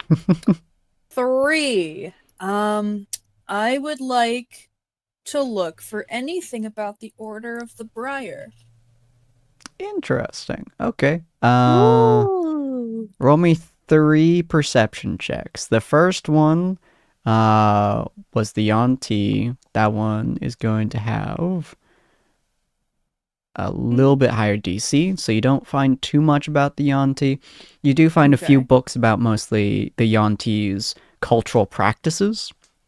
For example, how they became Yonti, which is praying to a snake god and then literally being converted into a snake creature. And each different culture views themselves to be the superior version, and they eat each other. And that's much older history, but you don't know how recent that may be. The second one is going to be Dakota Rider. Oh my god. Ruined! You find books that even I haven't read. Demolished! There's just fan made smut all over the place.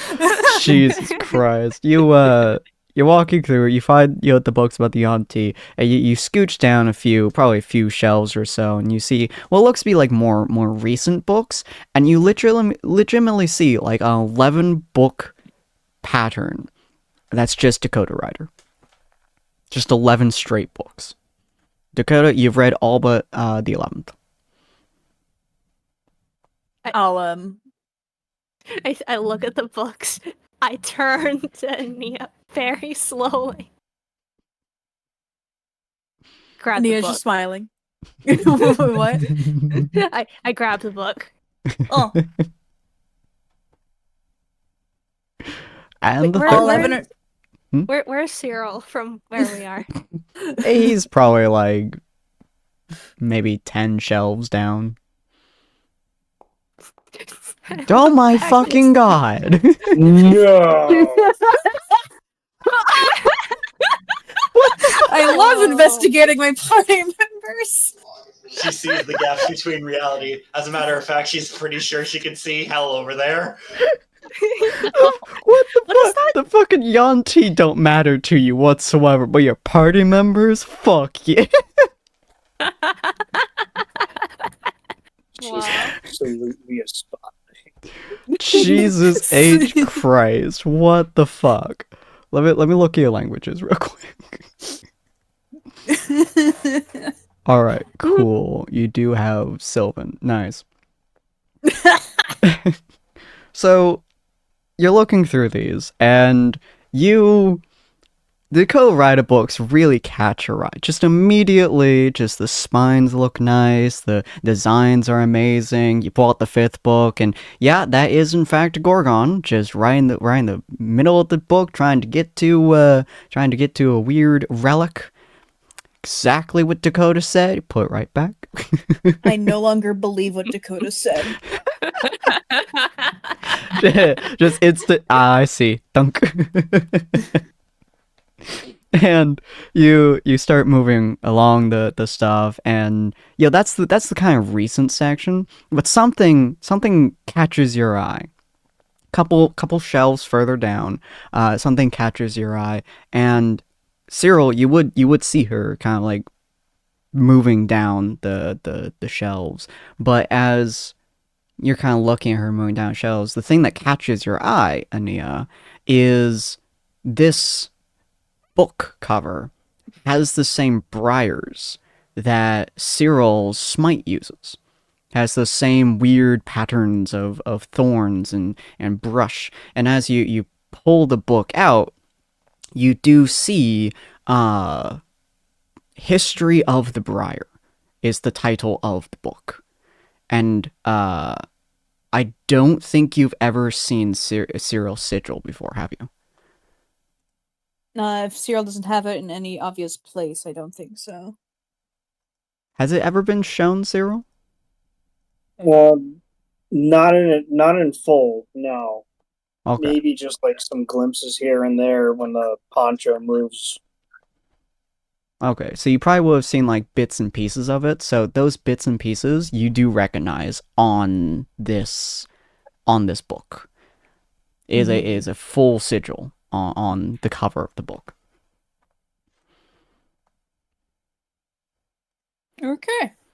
And am I able to read the book? I'm not going to read it right now. I assume that I have to buy this. Mm-hmm. You can skim it. As you open pretty much any of the books, Dakota does this too with Dakota Rider. As you open the book and you start going through it, the pages flip pretty much rapidly. So you can get you can skim it, you can get glimpses of what's in the book, but it moves through it too fast for you to read it in depth before closing. Mm-hmm. Does Minnesota Injustice show up? There is one of that, yeah. Heck yeah, dude. God, 2 natural 20s in a row. I'm sorry. So Ania will take that book, and for once she's a little bit of a bad liar, and she'll like glance at Cyril and like look away and like try to hide the book from him. Ooh. Ooh. Ooh. Kind of stops in his browsing. Picks her up by the hood. Just sort of like Shakes her upside down. Kind of staring at her a little bit. You found something. Maybe.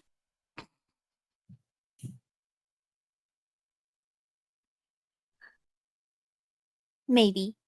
You don't have to lie to No, I didn't lie. I said maybe. me. Who knows what that means? He's gonna lean in really close. There's a reason I told you to stay out of the moonbeam.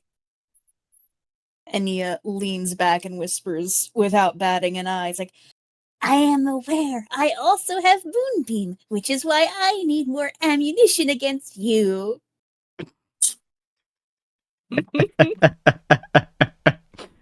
Just fucking dunking on it.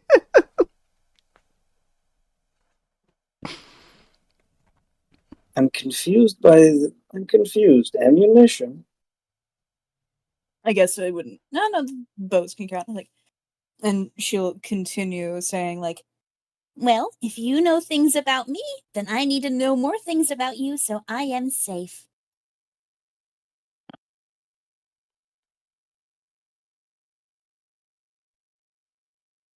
I will say this much: I'm extremely surprised anything survived. You hear a voice behind you go, well, of course, dear. I collect everything and anything under the goddamn sun. If it has survived once, it's survived every single time in my home. Ania will jump back like a startled cat. She's just like hovering, like her head's upside down, looking at you guys like a fucking Cheshire cat, just like, hello.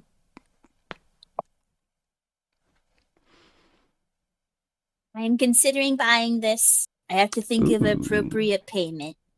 I am interested to see what you come up with, dear. What do you Everything, take for payment?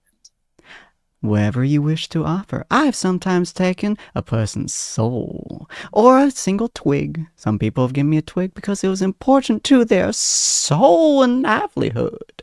One person gave me a stick that he saw felt like a sword. She kind of snaps her fingers, and you guys can see a tiny sword stick in the corner, just like kind of pop up in front of her. It looks so cool. I liked it, so I took it. It snaps away again. And sometimes I've taken valuable items, I've taken memories, I've taken hopes, I've taken dreams, I've taken aspirations, I've even taken people's pain. Whatever you wish to offer, if it interests me, I can take it.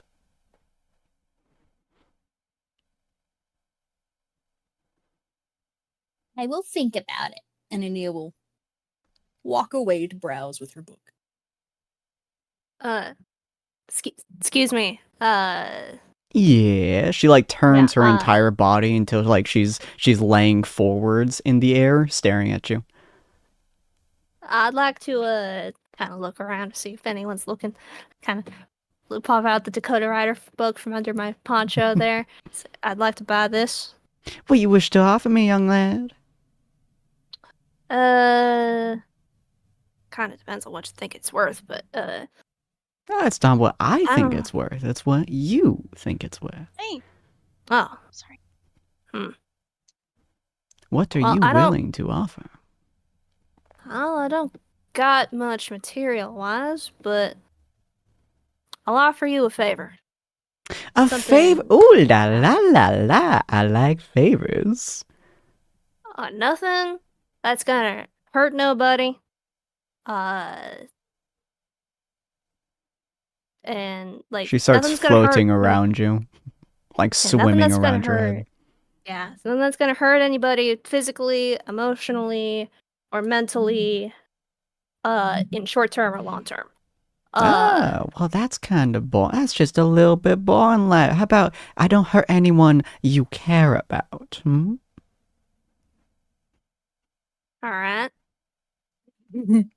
But you have to tell me what the favor is gonna be in I rough don't know terms yet. before.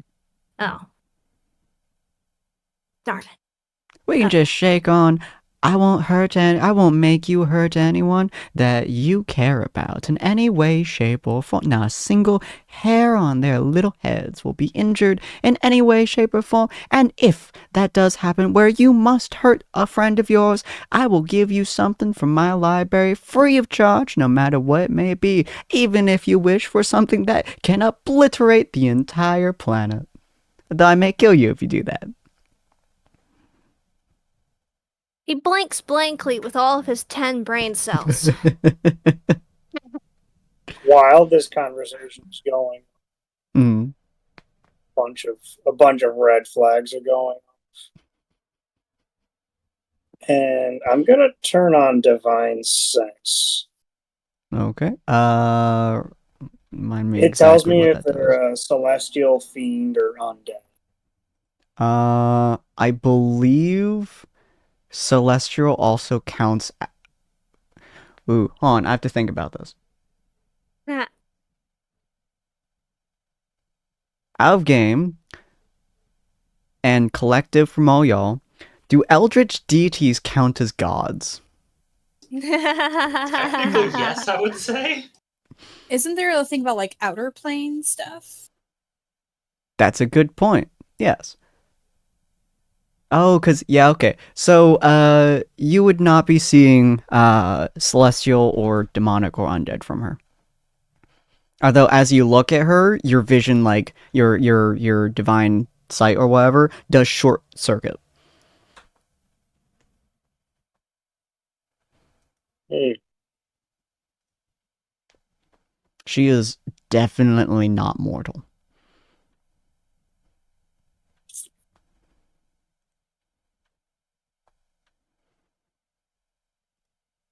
So you were saying, Dakota?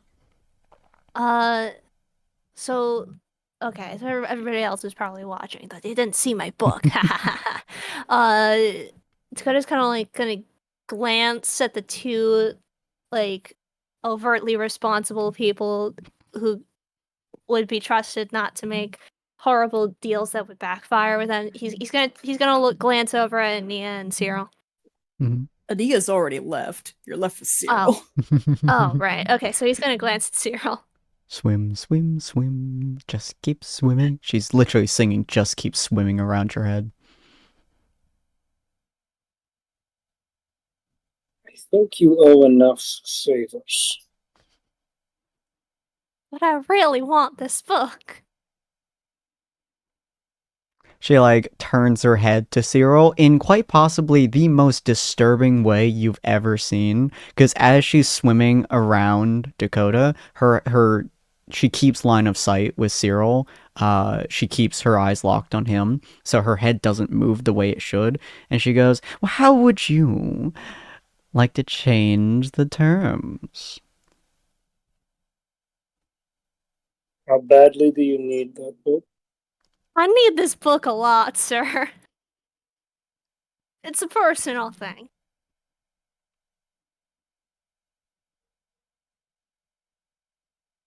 Fine. He's gonna turn his head a little bit towards her. You may pick one tine off of the antlers. One time. One spike. Ooh. And what do they mean to you? Let's just say I am very attached to them. You see her face grow into a weird, creepy looking grin. She just goes, "I see." And then you feel your top left antler, like the spikes that's there, just get sawed off in one quick motion. You don't even feel it, but you do feel like slightly unbalanced from it just popping off, and it floats over to her. Ooh, I like it. This is fascinating. What's going on? You have that book, and that is yours now. And you know what? You know what? Since it's your own personal history, shall we say, I'll give that child that book as well. And it disappears from her hand. All right, ladies and gentlemen, I got some fine sorting to do, and I'm glad that you made a deal with me. You get 2 books free of charge. Well, you gave me the charge. Does Ania know, like, did anything happen with Ania where she is? She's going over to Sapphire to see. Yeah, the book in your hand, like, it shakes for a second, and then a blue aura around it dissipates. Okay. Dakota don't is so worry. confused. I'll always have copies wherever it goes. And if you die with it, well, I add. She has the creepiest smile directly to Cyril. She's not even paying attention to Dakota anymore.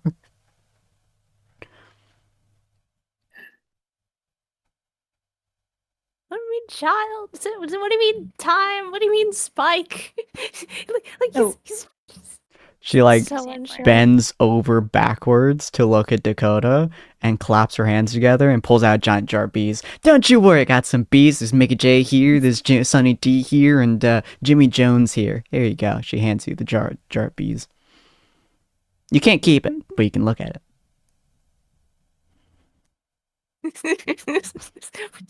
Just looks at the jar of bees with confusion. It's just I don't think this answers any of my questions, miss. Oh, no, I'm just trying to distract you. Don't worry. I'm not going to answer your questions. As she kind of like floats away. Adia's going over to Sapphire to see what Sapphire's up to. What are you up to, Sapphire? You found the jar, not the jar, the ingot of tritium. Radium.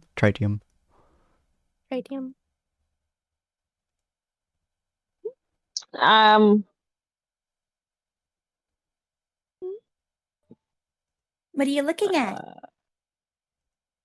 I'm looking at some tritium. Oh, was that the thing Rue wanted? I think so. Oh, they sell it here. How much metal is there? There's probably several pounds, I would say. No. This shop has weird prices. Do you want to give it to Rue as a gift, or do you just want to tell Rue it's here? I was thinking about just telling Rue it's here. Not to find her. I don't know where she went. Do I hear Rude my dog. name somewhere? You probably would, You yeah. know? Hey, we're not Oh. whispering. Oh, okay. Oh, is someone calling my name? She says so she's like making her way around the shelves. Ania will step to the side and let Sapphire talk to Rue, since Hello. Sapphire's not found it. You guys I find found some something fun? tritium, and I was wondering if it's something you're thinking about getting. Oh. Oh goodness. Thank you for finding it for me. I appreciate it very much. You're welcome. She kind of tips her head back and forth, arms crossing, as she's thinking of, like, kind of basic little thinking pose. It does sound nice if I could get it now, but I had another idea that I wanted to get for my family. I Still don't know if what she would kind let of. us get two things. Probably, but her prices are very weird. Oh. I mean, I was going to ask if she had that one thing, but for tritium? What one thing? Oh, I was going to ask for a type of tool that lets you change your hairstyle however you want. You know, it's so hard as farmers to come up with amazing haircuts, especially when you're working every day. I think it would be nice for my family. Ania is sort of just mesmerized by the idea and is quiet. Are you looking at like Rue directly? No, sort of. I'm like looking between Rue and the Tritium. Ah, okay. So as you like kind of like shift your eyes from Rue to Tridio and then kind of back, you see Grim. Did I name her Grimly? Grimly? Grimly. You see Grimly's head on her shoulder resting on it. Ania recoils again. I mean, I could give you both. And you just hear that right next to your ear. Like, oh my goodness! And she steps to the side. And yeah, Siri, you just watched her fucking poof, just vanish. She's just floating along past you and then disappeared. Yeah, she's just right next to Rue now. Hi. I was wondering, do you have something like that where they could just like have amazing haircuts or style their hairstyle? She basically does a barrel roll in midair, and she pops out her hand towards you, and it's a tiny, basically it's a hair gel container, one of those cylindrical ones. And she like holds out for you. Here you go. This thing you can get from a couple of plants. What you do basically is just she pops open the top and she shoves her hand in there, and it's not large enough for her to reasonably shove her hand all the way into it, but she does. And she pulls out, and only like one of her fingers has even a little bit on it. She goes, you just get a little bit on there, and then you just put on your hair and it works like magic. Oh, that sounds so good. You know, they really don't like have many inspirations for amazing haircuts. Not like the big city. So being able to do that where they had to wake up and go to the fields, I think they would really like that. Don't you worry, Missy. She shows the label on front. This is ultra strong. Whatever you put your hair into with this thing, it ain't gonna go away for the whole dang day. Oh, even better. I wonder for prices. I know you have you could maybe for a certain type of idea. I was wondering if payment would be after we use it. We could give you a sketch of what we all look like when we have this all in our hairs.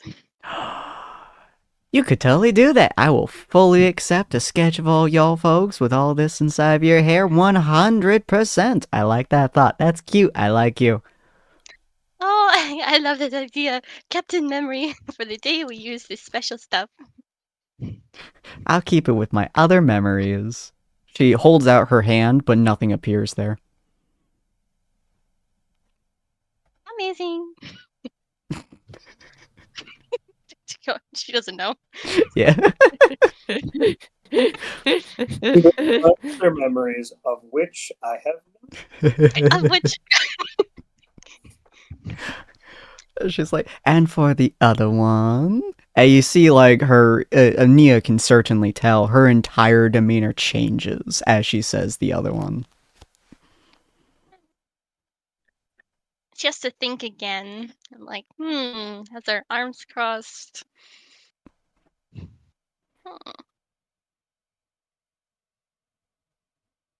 Not too sure, because I know the next place that we're going may also have tritium, though they might not be happy that we want to take it.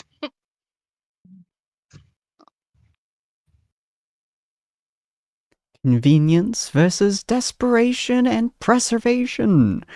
Which one do you like? What were you going to get in exchange for it again?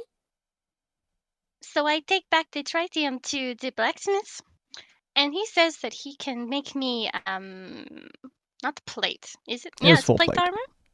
A full plate armor. No, I assume out of it? That's pretty cool. Yeah. That's why I was just thinking, because the place we were going, maybe they will give us more, and everybody else will have some armor that they could ask for as well. If we bring it back really fast, though, he's gonna ask where it came from. Why wouldn't we say we got it from the magic shop? The window. Do you mind? And he'll ask grimly. Do I mind if people know what my wares are about? You hid from the other shop owner before. Oh yeah, that's because most folks can't see my shit. Unless of course you're in my domain. I usually only caretake to adventurers, but that's also because y'all less likely to die. Oh, I see. I guess we could tell Vorin that. Yeah. I'm going to have to think a little harder about what I can do, because I'm not sure saying that I could do cartwheels would be enough or a favor for that. Maybe someone else wants to go shopping. The price is dictated by how you deem it. If it is important to you, it requires something of importance. If it is not important to you, well, anything goes.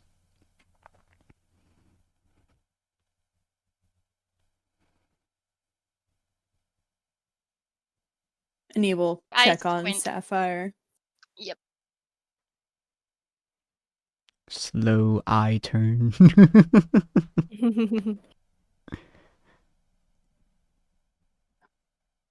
What do you think, Sapphire?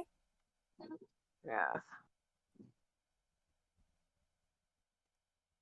Do you think we should get this tritium or get it from the other kingdom?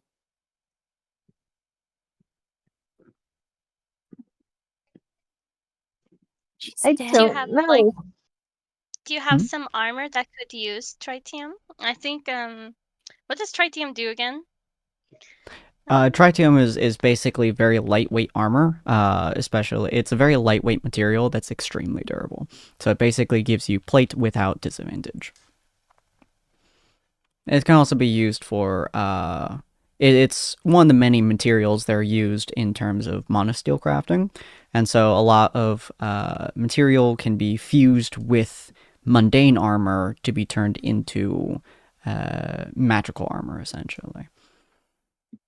She's like, well, I mean, I can give you some normal armor if you want me to. I got. She like snaps her fingers, and all 1, 2, 3, 4 of you transport essentially to another area, which is just full of fucking Oh. armor. She's like, I got these armors too, and we got full steel. We got, and she points to another one, and it kind of disappears. Not that one.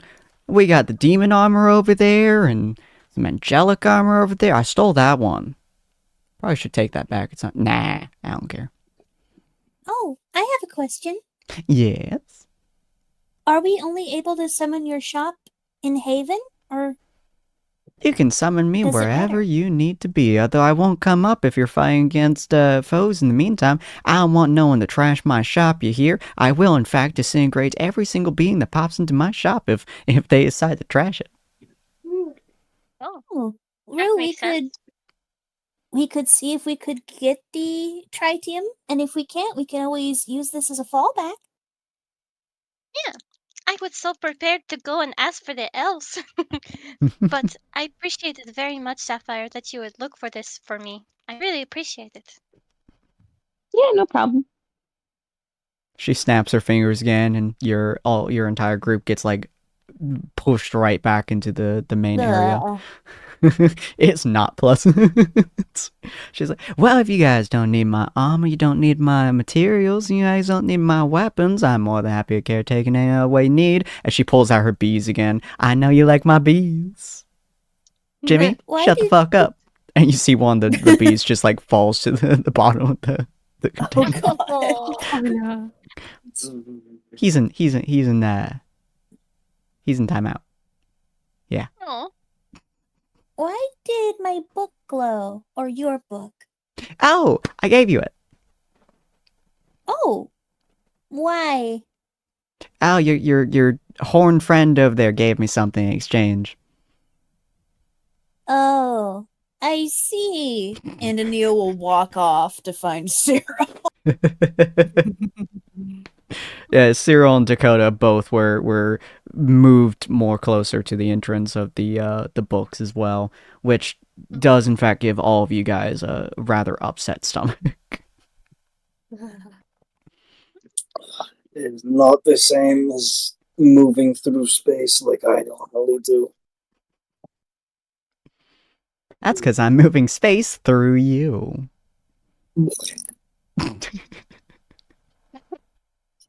Cyril, Mhm. what did you do?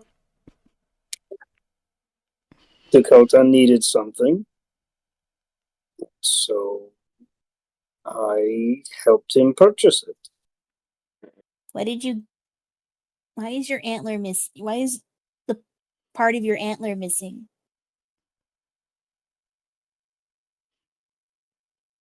I'm not entirely sure what you're talking wow. Anil will sigh and offer the book to Cyril. It's yours. I You know paid enough. for it.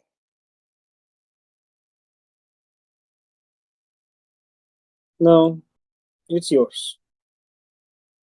Trust me. I know enough about my own history. And he will take the book back to her.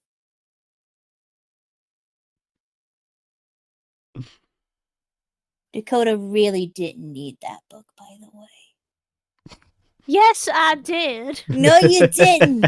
Yes, I did.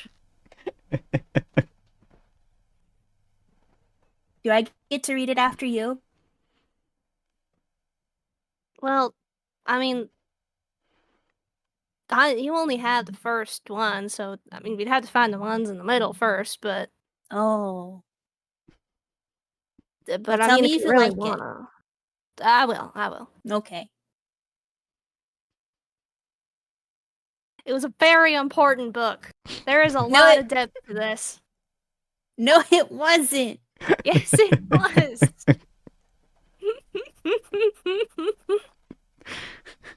Nia will let Dakota be the last word in on that. Mhm. Cyril's actually kind of chuckling a little bit watching this exchange. Grimly is just floating around. You notice that she's starting to like slowly open her jar of bees. She's like, Oh god. Jeremy. She's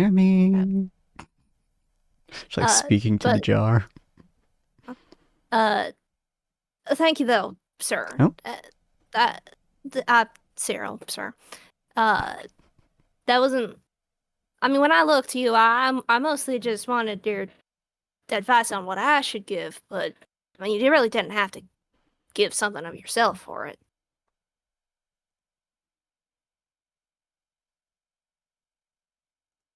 Just what I'm pretty sure happened anyway. It Well, was very weird. like I said, you owe enough favors. And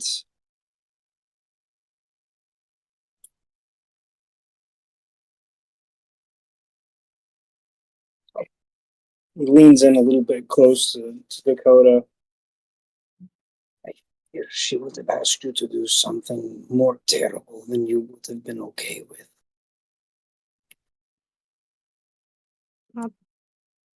I do a lot of terrible things because I have to, sir. He Right. doesn't got bees. Just kind of glare at her. And Nia will approach grimly. I have a question I would like to ask you in private. Yes. She like closes the top of the bee lid as one of the bees tries to get out, and then snaps it closed, and then flicks in her fingers. And once again, that weird silence surrounds you, and it's a very uncomfortable feeling that you can't hear anything past about a foot away from you. Would you like to? Do you have anything that can block magic that is attempting to reveal someone? Ooh. Ooh. She like starts putting her hands together. Blocking magic that reveals. Ooh, interesting. I have not played around with that kind of magic for quite some time. What do you want for it? It depends what it is. She kind of like For pops out her example- hand, and a small necklace that's made out of twine and little rocks and shells and pebbles pops out, and she holds it in front of you. This will make it so there is not a force on this planet that can make you reveal yourself to anyone you don't want to, whether that be metaphorically or physically speaking. You will essentially remain a faceless individual to every individual that you want to be faceless to. I love this shit. I don't necessarily want to be faceless. Oh? What would you like to be? I would like to remain as how I'm presenting myself. Oh. She reaches up and pops off one of the rock bits and throws it away. There you go. She will look at it for a little bit and think. You It's can only feel shaped the like- magic coming off of this, by the way. What was that, sir? It's only shaped like the monkey's paw. It's only shaped like it.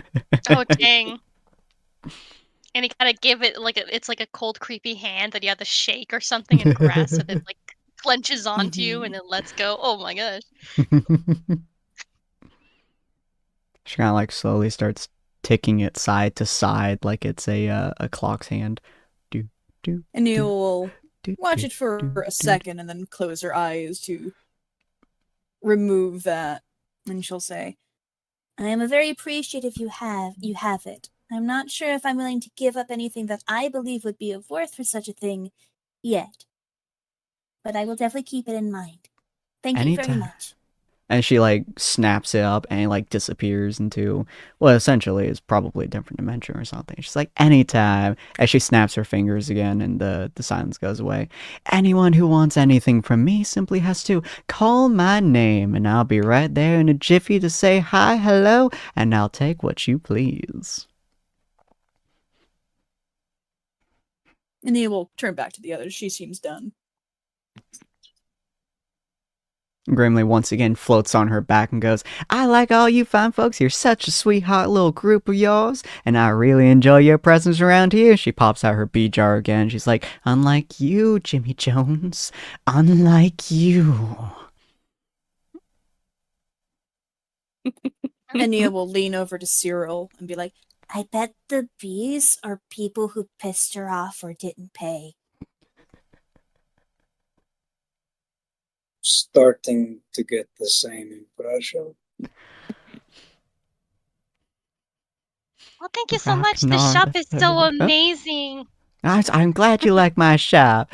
Ragnar III didn't. And she like flings the jar behind her. You seem like a very sweet little lady, and missing a few light bulbs inside of your attic. You don't have that, do you? What's a Light light bulbs? bulb? Few torches of campfire. Sticks of a campfire. what? You're missing quite a few things, dearie, but you got the spunk for it. A few candles of a chandelier? There you go. Yeah, she's missing a lot up here. She kind of like gestures to her head. Oh. Not in a good way, sweetie. She like pats her head. You're just you try. Yeah, I do. Thank you. She smiles. You try very hard. I do. Thank you What? for noticing. What was that, Cyril? I think it's time we should. That's what I'm thinking. Well, you all Gilmore's have a just, like, wonderful still out. time. And remember, kiddos, this is Grimley's magic. If you ever need me, I'll be there. Every single time. And she snaps her Gilmore's fingers just, again, and you guys are all popped into the alley again. Gellar's just like really confused. She's like, huh. Could have sworn I was over by the, what did she call those? Ball caps? Ball caps? Bottle caps? I have no idea what those were. Thingamabobs? Thinking She about had who's very odd doodads back there. But it's nice to know she's so consistent. She'll always be there. I like it. I love her. Indeed. and Nia will put her new book into her bag of holding. Okay. Cool. So you guys on for your journey now? You think so? Yeah. Yeah. Very fair, very fair. I All don't right. think we've actually decided how we're going to travel. That is a Like, I know good point. Cyril's pushing the cart, Mhm. and we're planning on going to near Sunflower Grove. Let me pull out the group icon. Oh, actually, let me find the group icon. What were the choices again? So that is where Rue's area is, where the group icon is. So the three choices that you guys have are I'll actually pull out a. Does this work? Well, kind of. Can I fill? Solid. There you go. So I believe it's down here. Down in Elysian Glade, you guys can see the big circle. Oh, whoa. All the way down there. Yeah, that is where the boat sighting is, where the letter is as well. The ancient grove right here is where the ancient tree is, and then the Crimson Claw ruins is where the dragon cult is, as well as the Crimson Talon group is. There is a waterway with a boat that does go all the way into the glade, into the Starshao Kingdom, or roughly where the Starshao Kingdom is, which will get you guys about halfway there in about half the time. So depending on where you guys want to go, you guys do have travel options. But there is the thing, and this waterway does connect to that, so you guys can take the boat from near the farm if you guys want to do that. That's a convenient waterway. It's the Nice. main form of trading Oh, heck resources yeah. and stuff Like from the Shadow Star Mississippi. to... Yeah. From Star Shadow all the way to Harmonious, that's where they travel to get most of the resources that the kingdom delivers. So if we go by waterway, then Crimson Claw is not necessarily the closest? There, if you go by the waterway, it will take about a week to get to here. Okay, hold on. Solid. It'll take about a week to get here, so about under there. If you go by just sheer like walking and stuff like that, the farm, the Abigath Valley, is about a week's travel. Dang. So it's a very large area. So it takes a while to get there on foot because you have to deal with terrain. You have to deal with the fact that you guys have a lot of resources to carry along with you and stuff like that. Boat is just generally faster by a significant margin. It just doesn't take you exactly where you want to go. So you guys could even take the boat all the way up here to the north of this thing if you convince the captain, yeah, the captain, to bring you guys all the way up here. You guys could probably half your travel time if you really want to, but that depends on how you interact with the captain. Otherwise, by cart, it would probably take you guys about a month, maybe a little bit less, to get all the way to the Crimson Claw ruins. It's true, because that was our And goal, right? For the guild. Yeah. Mhm. and we're not able to like take our caravan and Fluffy onto the boat, right? They're small boats. Yeah, it's large enough to have probably about 20-25 people manning it, so it's a decently sized boat with a lot of resources, but a caravan and a horse wouldn't work on it very well. Hmm.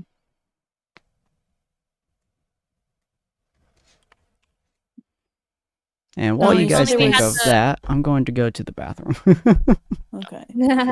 Give you guys a little bit of If only time we to had the bard's ability for the dimension home.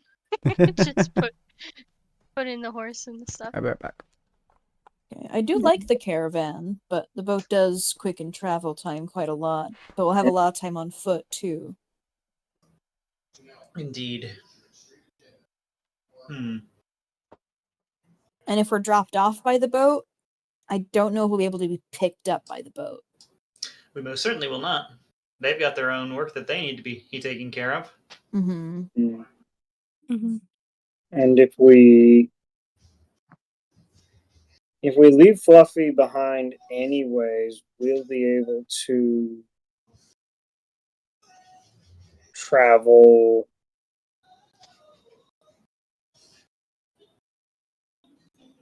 we'd be able to kind of make a bit of a trip down towards the coast. For the southern part of Lycian Glade. Mm. So like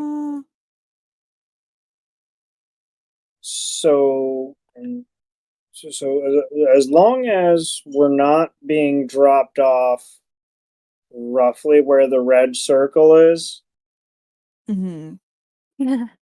Cyril's nervous about it, Oh. but as long as we're not making landfall in that space along that particular coastline, he'll be okay with it. Do you mean like the Okay. coastline in the glade? So the bottom right of the circle, Bottom Yeah. right? yeah, Oh, That- right. Oh my gosh. the bottom Yeah. right of the circle right here, as long as Mhm. we're not making landfall there, he'll be okay with it. He's not comfortable going to that space specifically, but Is he'll it be like the Elysian Glade, or just that area of Elysian Glade? that there's like a swath of that forest in the glade that I'm back. Hello. there's a Back. swath of that forest that he'd rather avoid for right now. Okay. Do we want to go by boat for sure, or I'm do we almost want half- to? I'm almost half tempted to say that we should probably go by caravan because the moment that boat drops us off, it's probably not going to be available for us for the rest of the trip. Yeah, Mhm. you don't know. Yeah. Are there other docks and cities in that area at all? Between Harmonious Haven and Starshadow Kingdom, there is one city, and it's right about here, so right where the center of the red circle is right now. Okay. Right at the top of Elysian Glade. That's pretty much like that. Harmonious Haven and Starshadow Kingdom are pretty much its go-to stops, and that one is primarily just so people have pretty much a off point before Starshadow Kingdom that's not directly in Elysian Glade. How much Right. walking distance is that to Crimson Claw Ruins? It's a Um, week, 2 weeks, 3 sorry, I weeks, thought I heard an alarm for a Yeah. second. 5, 6 weeks, maybe. That's a long time. 17 million years. It's Hmm. quite a journey. So it's a what? What, Cyril? What? Sorry, just singing an old song. Oh, We didn't hear it. we heard like every other syllable. Yeah. Yeah, it looks like estimation wise, yeah, like roughly a month and a half. Hmm. So you guys have about the same. Well, about so from Harmonious Haven to Crimson Claw. Okay, hold on, let me get rid of that. I forgot that wasn't. So this I believe is about a month's travel, roughly speaking. Which is Is that with caravan or on foot? with caravan. Yeah, with caravan, this is about a month's travel. Without caravan, about 2 months. And so from here on foot, I would probably say about a month, maybe a little bit less on foot, and then from here to Starshadow Kingdom, just from foot, probably another about 3 weeks. Same with Ancient Grove would be about a month or so. If you start in Starshadow Kingdom, which this boat can take you all the way over there, probably a 2-week journey to Ancient Grove. That's right, because how else? Yeah. Mm-hmm. If we can convince the captain to drop us off, to go out of their way, basically, and drop us off at least closer to the Crimson Tower. Yeah. Like over here? Mm-hmm. Yeah. If you you convince them to drop you off here, the whole trip all the way to the Crimson Claw Ruins, probably about 2.5 weeks, maybe 3. Yeah. The boat takes you But- there a lot faster than foot or caravan does. Yeah. We will be slow when we walk back to the dock, unless we can convince them to pick us up in like a few days. Mm-hmm. Hmm. Was it that we really need to be on time when we're investigating the Crimson Claw, but I mean, I guess we're trying to go as fast as possible everywhere, right? So Yeah, all these places have no specific timeline. I do like the caravan because just that lets us do stuff in the caravan as we go, and we have like a little base of operations. But it also is something vulnerable. Like if we get near the Crimson Claw ruins, they're going to love a caravan. Yeah. Will be noticeable in a bad way. Mm-hmm. and we haven't had a boat riding journey yet. True, true. We get to Mm. make rolls to see who is seasick. Yes, we haven't had the seat. It's my favorite All y'all part. gets a Ridiculous, natural yes. 1. We get 6 nat 1s in a row. Mm-hmm. So, Happened like I yet. said, as long as we're not being dropped off on that specific coast, Mm-hmm. Cyril will be okay with the idea of the boat ride. Mhm. I mean, obviously, we got to go visit Rue's parents first. Yeah. It's Is her that birthday. like it's her birthday? Mhm. Is that on like are we able to get there and then get back on the boat? Yeah. How's that? The Okay. the boat does go that direction, and they can stop for a few days if they need to as well. You can Okay, also cool. get onto the boat from this little whatchamacallit, this little fork. You can get on the boat from there. It's not Okay. the most common path, but they do stop there for a few days anyways. So it sounds like we're going boat. Does everyone want to go boat? Yeah, boat sounds fun. Yeah, both sounds fun. I would be Gilmar, more than Cyril? willing to try it out. Okay. So we are going by boat then. All right. Yay! What do we need to do So with Fluffy? are you guys? Oh, I just back to Hmm? his stable, leave him there with the stable hounds. Mhm. Oh, poor It's a very Fluffy. nice stable place. You've left Fluffy there many, many, many times, and he's always Oh. been very well taken care of. Oh yeah, yeah. Alright. We'll do that and onto the boat. All right. The boat is currently in port in Harmonious Haven. So you guys can find it. There's generally only one boat that goes between Harmonious Haven and the kingdom, and the boat is specifically named the Starwind. I would say probably several of you have heard of this boat many times. Definitely Cyril has heard of this boat. Anyone who spent a lot of time in Harmonious has probably heard of the boat. Is a fairly large-sized boat. As I said, about 20-25 people typically man it at a time. Most of them are non-combatant, and the person who runs the boat is named Eloria Windrider, a full elf, high elf specifically, who got this boat a long time ago, but none of you guys know exactly why. She is a very famous captain and has been for the last 100 years.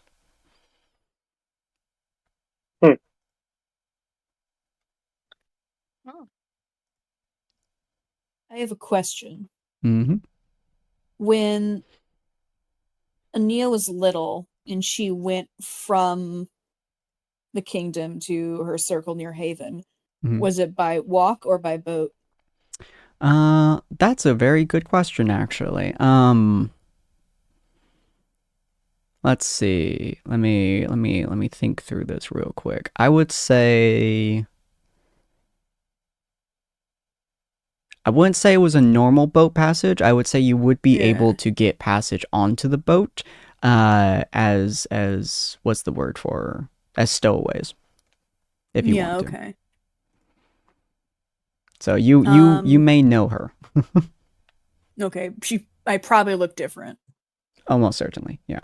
Okay. Cool.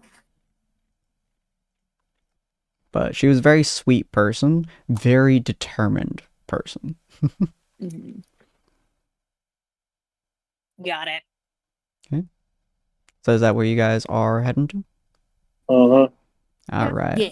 So you guys go over to where the boat is docked. They look to be shoving a bunch of resources onto the boat at the moment. You see an orc kind of walking back and forth, just lifting gigantic fucking crates all the way up, slamming them down, turning around, walking back down, grabbing giant barrels. Like these things like 5 feet tall. They're huge. And he's just carrying them like they're fucking toys. And you see the captain like barking orders, getting people from here to there, and so on and so forth. Wow. This is so cool. I haven't been on a boat in a really long time. Oh, what do you I think that it haven't been on a feels boat like? ever. Oh, I suppose it'll make it the first time for both of us then. Oh, first time for a lot of us. And I'm gonna head over to the captain Mhm. and yeah, I'm gonna head over to the captain. I'm gonna introduce myself and going to um try and see if we can get onto the ship, I guess. All right. As you are kind of walking towards the where the boat is docked, you do see several of her crewmates like turn to look at you, and then you hear a echoing series of whistles as if like cuts through the air, and you see her like turn, look at you guys, and she basically jumps off of where she is on the deck, slides down the ropes, and then backflips onto the ground and turns to you guys. She goes, "Hey, what are you folks doing here?" Captain, impressive as always. She gives a Oh, you're bow. cool. "I'm glad you think so. I spent a long time trying to get this going the way I needed to." Now, here's a picture of her. I will post it in the NPC's chat. Ta-da. Treasure Planet Captain. I love it. She's a, let's see, Eloria. I think that's how you spell it. Aeloria. Aeloria. Eloria Windrider. Rider. That's how you spell that. There you go. Yeah, she pops down. She's like, "I haven't seen a lot of y'all for a long time." She looks at Cyril. Mr. Knight. We don't really see your kind around here very often either. It's good to see you. She holds out a hand. He reaches out and shakes it, pretty much enveloping the entire hand in his. She shakes your hand, and everyone can see she shakes your entire arm. But she is an elven captain. Most of her clothes seem to be just smashed with seawater or sea air or so, and so it has a slight sprinkling of speckles all across it. She has very long, flowing hair that's a good, what's the word? It's a bright silver, and it flows all the way down to her hips.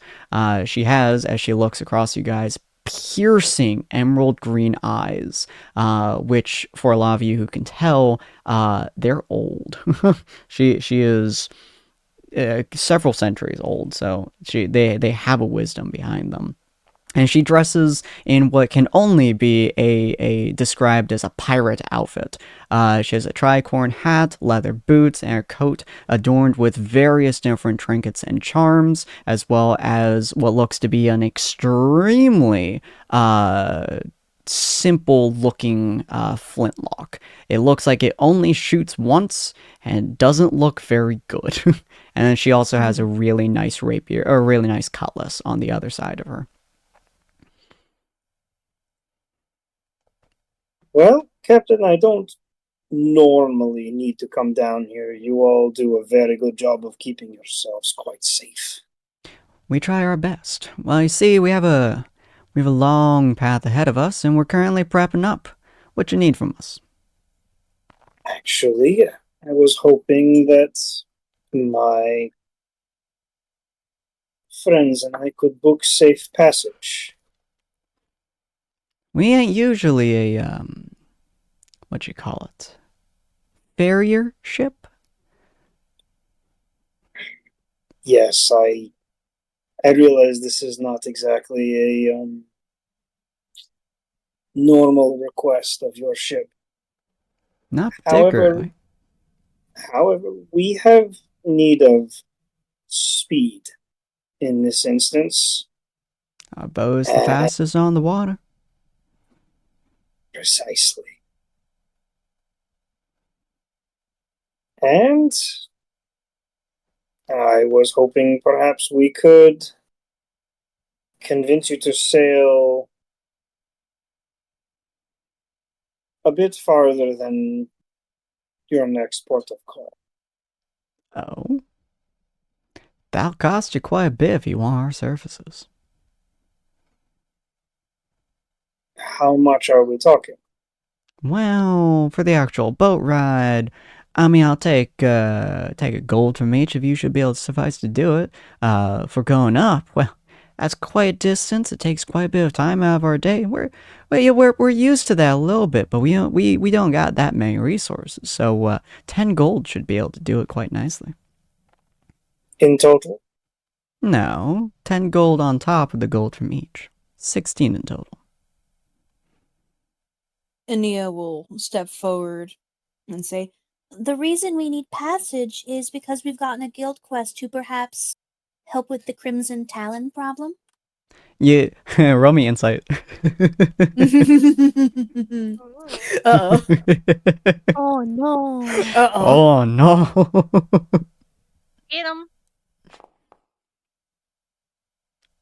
That's not bad. As you say the Crimson Talons, for just a split second, you see something cross her face. You don't know what emotion it was, but her calm, like cheery, like cockeyed grin just changes just for a second as you say that before going back to as was. Ah, you're trying to deal with those folks, aren't you? Well, going out to the north, trying to get that far up might be a little bit more costly. Might be 20 gold in total instead of 16, huh? More? Mm-hmm. Do the Crimson Talon not bother you and your crew? No, they bother us greatly, so if we're going that far up north, well, we might get stolen from, we might get attacked, we might get robbed, yeah, we might lose some people. It's a very dangerous road up to the north, and I can't say that we'll all be safe. I can take you about halfway up there for the 16. That's usually where most folks tell us to go. It's near Silver Lake.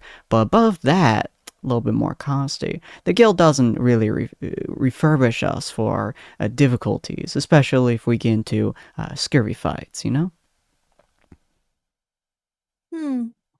We are? And if we offered our services in protection for helping take us that far? She kind of looks over your group. Well, you are part of the guild after all. Suppose your protection might not be that bad. Could take you all the way up there for 10 gold as long as you, fight those who come by. Ania very specifically would register. When she says that, it doesn't come off as a possible option. It comes off as, this is going to happen, which is why I need your money. Mm.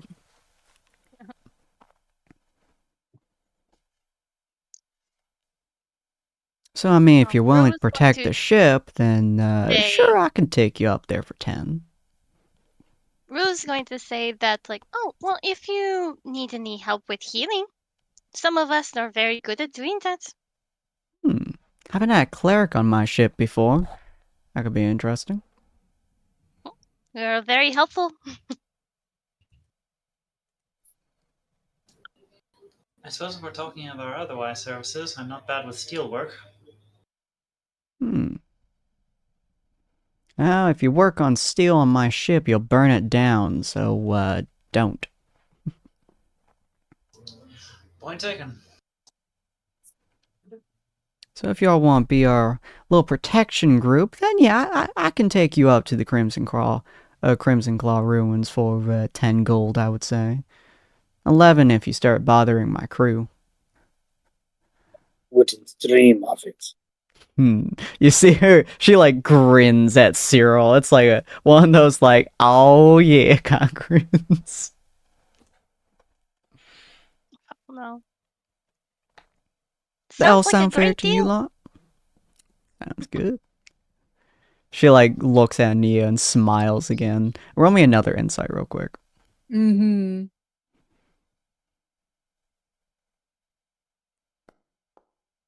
God damn. Nice. You notice easily there is a Whoa. slight bit of worry in her face when she's talking about the Crimson Talons. And Nia will speak Oh. up again. It's like, We are here to help deal with the problem. We heard that they and another group were getting into trouble, so the guild has assigned us to see if we can find wind of the situation, though I did see on the guild sheet there's quite a reward for removing one or both of the groups, probably because it's likely very difficult to. Oh yeah, they've been a pain in the guild for a long time here now. They usually tend to stick land base and just rob and pillage whatever's around there. That's why there's not a whole lot of towns around there. But we tend to have our own problems with them every now and again. I don't know what that other group of yours you're talking about is, but Crimson Towns have been a pain for us since we started shipping.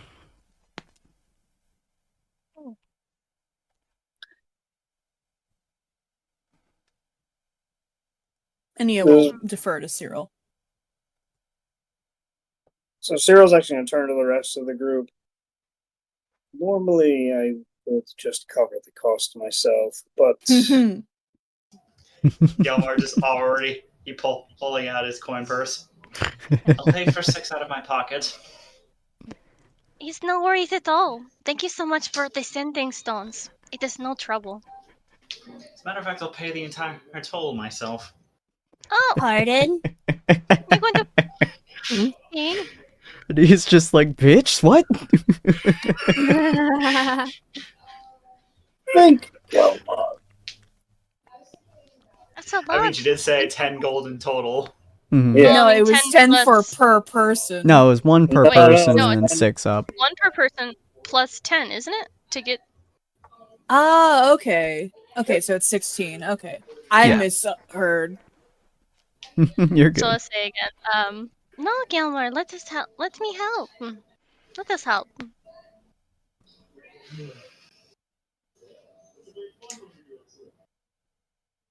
Let me try. Nia I've will. tried.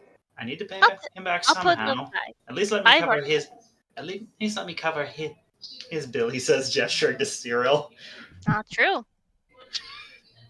Ania will look a bit smug and take 2 gold that Gelmar gave and offer it.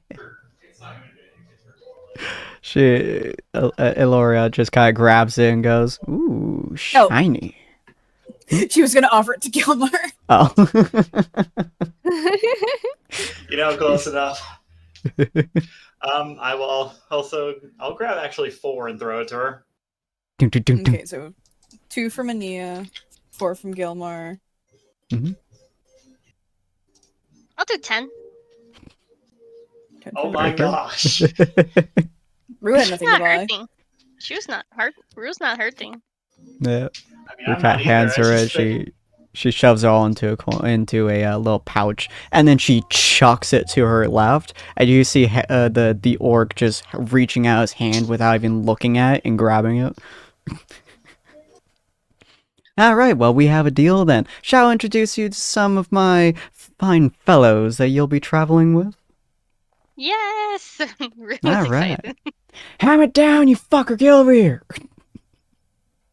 Like she just yells, and you see the orc just sigh, puts the corn pouch inside his thing, and then he yeets the giant barrel in his hand onto the ship, and like 4 dudes go and catch it, and he turns around and he just goes, Whoa. He's like 7.5 feet tall, by the way. He's taller than Dakota. Did he say hammer time? Hammer Did you say- down. Oh, hammer now. Okay. Wow. He just Are you- walks over to your group. He fucking towers over, even like he's almost the same size as Galmar, so he towers over most of you, including the captain. I mean, Kelmar's actually shorter than Dakota, but okay. Oh, is he? This is quite the first mate. Yeah, I think he's Oh, like are you 7'3" 7'3" and Dakota 7'6"? I believe so, yes. Okay, so he's about the same size as Dakota then. But yeah, he just like walks up. Dakota's probably like a little bit shorter because they're hunched. So he stands over all you. He just kind of grunts. She's like, "This is Hammer Down. He's a very nice fellow as long as you get to know him properly." Ah, you remind me a lot of one of my old co-workers up at the Crap. Up above game, I'm actually... Iron Spire Peaks, I think. I was going to say something else, but sure. Oh, okay. I mean, either one Remind me- works. Orcs aren't both You remind places. me of you remind me of one of my co-workers up at the smithy. What is that? And he says his offer. Very friendly handshake. Roll me a he strength probably check. Yes, he probably does know what he's getting into. Roll me a strength check. You 100% would know this. Oh my gosh. Boy. Ooh, boy.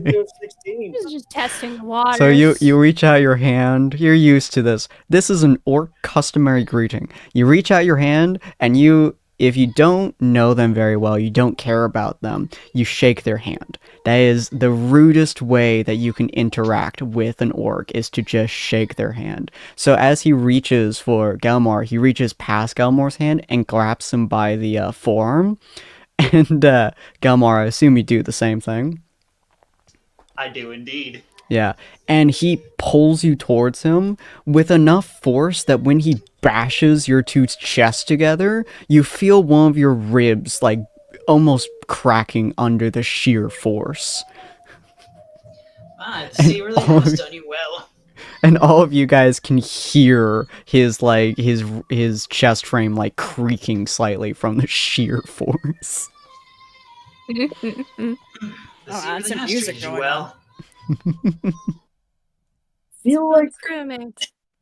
should we all do this? Do I know any orc customs that aren't as violent? No. Your time with Life Learner, he basically told you that orcs thrive off of strength and pretty much just sheer acts of strength. So if you can show that you are in some way, shape, or form strong, either enduring something or physically showing your prowess, they usually tend to respect you. Otherwise, they don't even see you as existing. Got it. So he, Cyril's gonna reach out the same way Gelmar did. Hammer Down looks up at you, and he grabs your your arm. Roll me a strength check. Oh, not as hard this time from him. It's because he has to Come on, pull you can down. do it, Cyril. Yeah.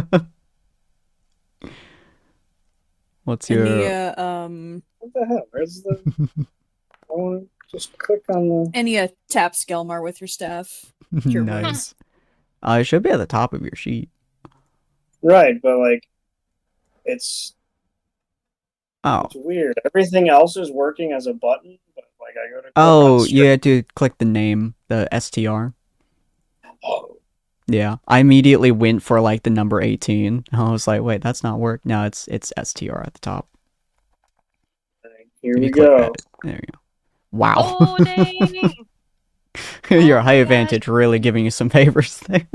You got him back for the same amount. You both slam each other into each other's chest, and you guys can all hear the metal like creaking from the floor. So you can hear like Hammer Down doesn't wear any top covering. Actually, no, he does. He wears what appears to be like a metal chest plate over a leather He wears armor. something like that. Yeah, he Also, also there wears a was bandana on top. Flying when the two of us hit. Yeah, it's a loud clang. And as you do so, he like pulls back for a second. He just goes, "Good." Good. There you go. That's what Nia hammer will down looks just like. and Nia will just do a polite bow with her staff. Nice to meet you. Oh. Oh, can I I'm try not sure too? if that's captured. I hope it is. Yes. Okay. What'd you want to do, Rue? Oh, I'd like to try too. That was so crisp. He looks And at she's your gonna- fucking tiny self with absolute disbelief. She puts up the hand, and it's the hand that has the tattoos on it. And she's like, Oh no. "Come on, let's do it." He raises an eyebrow, as does the captain, before he looks at you, and you see him like flex his arm, which like grows slightly in size from just the pure flex he does before he grabs your hand, or before he grabs your forearm, and he pulls with some hopefully incredible strength here. All right. Oh, come on. No. Oh, there you go.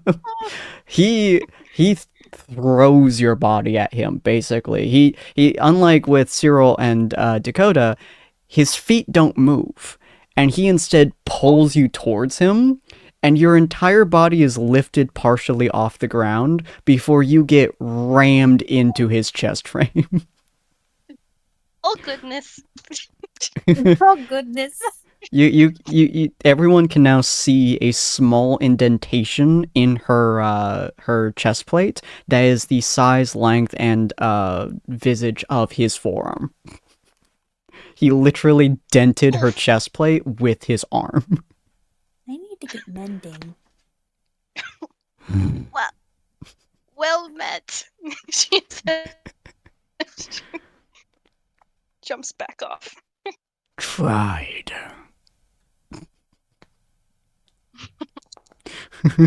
Nia taps through cure wounds. Thank you so much. He kind of like looks at the captain. And he turns around and walks away, and she goes, "Oh, he likes you." Oh, I didn't do that well, but thank you so much. Well, I mean, you survived. It's more than he was expecting.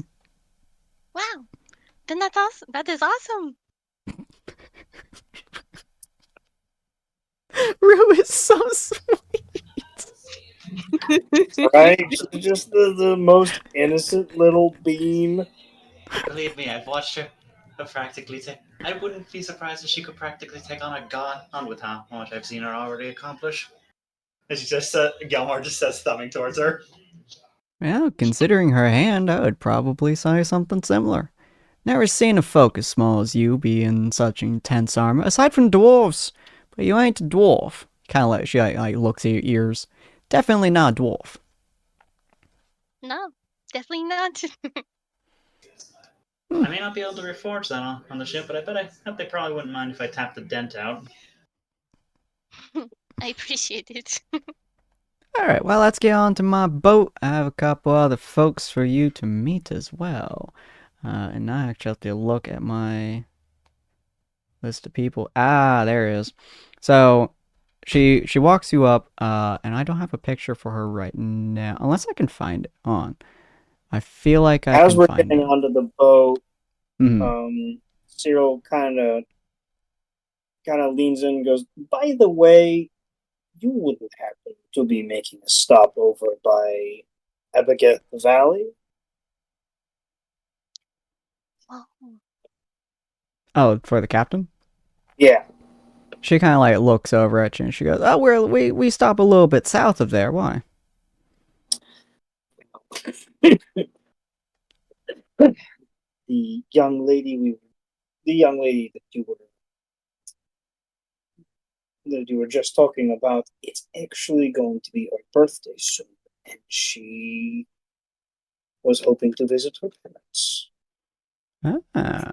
Well, we stopped for a couple of days, so I can't quite say whether or not we'll be there when you come back. But I mean, we can hold off for just a little bit. Oh, it's okay. I wouldn't say that we'd stop there for very long. I appreciate it. That shouldn't be a problem then. If you're going off to there, probably less than about half a day's travel. So we'll stop for about 3 days, and if you come back, come back. If you don't come back, you don't come back. Should give you enough time to get whatever you need to get done. Thank you very much. She shrugs. Hey, we're stopping anyways. No problem if we stop just a little bit longer. And Damn. thank you, Cyril, for asking. Oh, no problem. Oh, that's grand. I unfortunately do not have the picture that I wanted to have, but that's okay. I'll find the picture again later. But as you guys walk onto the ship, you see, how tall is she? She's relatively tall, if I remember correctly. Cyril might remember this character from another thing that we partially did. He 6'1". He sees a 6'1" lady on the ship. She is a oh my god, how do I remember so little about this character? I feel so bad. I think she's human. Yes, she is human. You see a 6'1" human, very dark skin, standing there, a massive great axe on her back that is practically comparable to Gelmar's, although it looks a hell of a lot more beat up. She was wearing a lot of weird, like, fur clothing and outfits and stuff like that, and she does not have a particularly happy look on her face. And you got,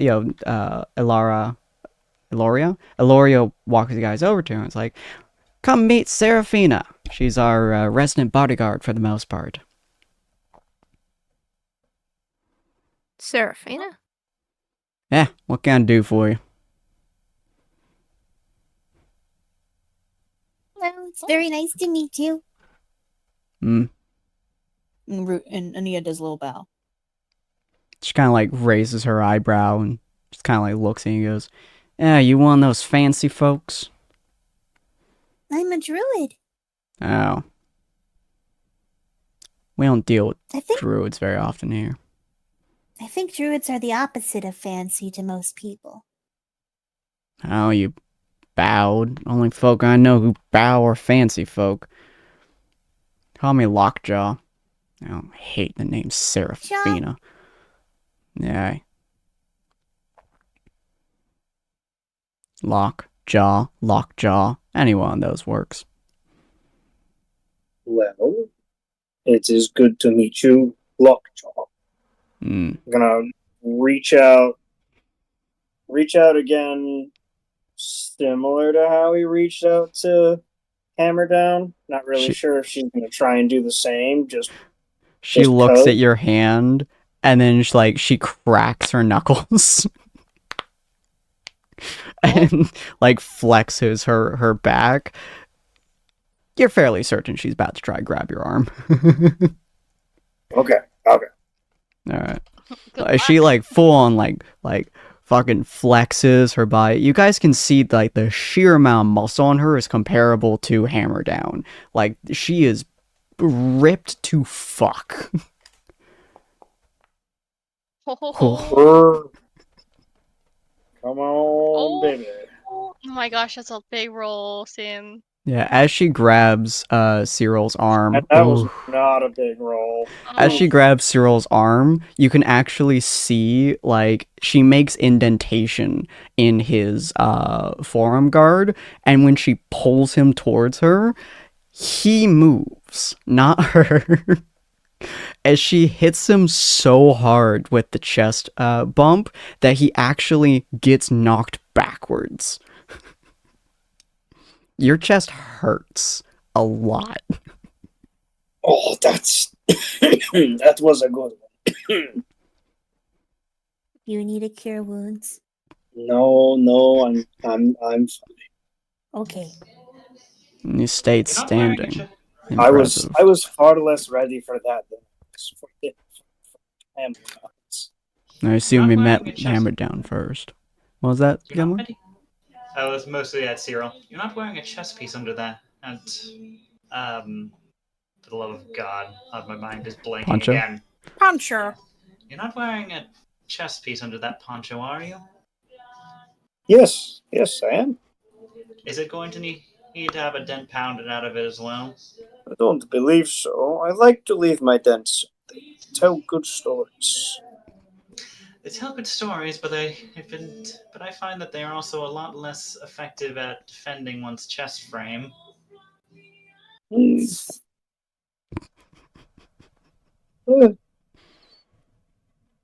Do I see a dent when I look down at it? You can feel one. It's pressing against your chest.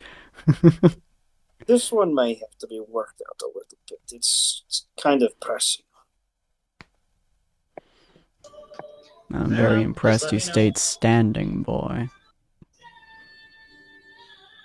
She kind of looks over at Rue. Nah, you're the one Hello. Hammerdown spoke about. Oh, wow. Maybe 40 seconds passed by the time that, like, Hammerdown left y'all and y'all got to her, Right. by the way. Which is definitely why I said wow. Yeah. I really did think highly of you. Word travels fast here, it seems. Hammerdown's a Hammerdown. fast talker.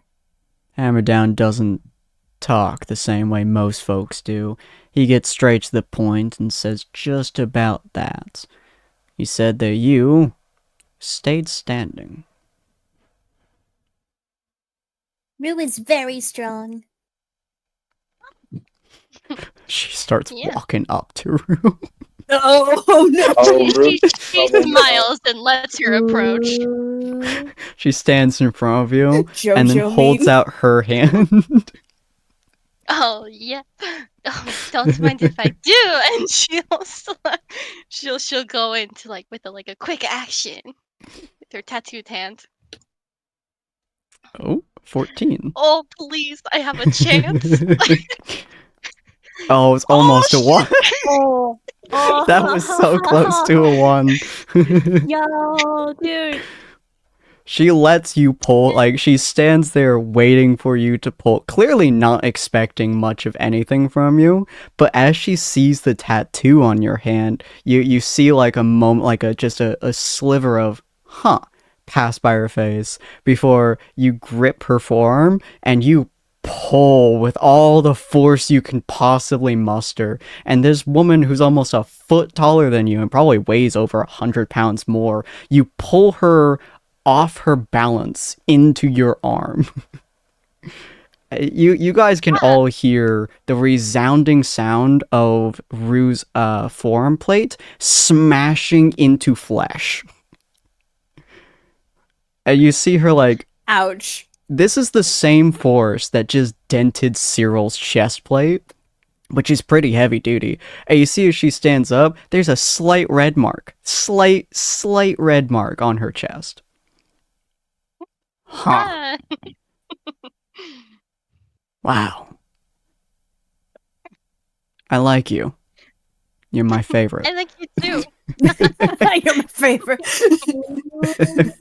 She kind of like Like, rubs her really- chest.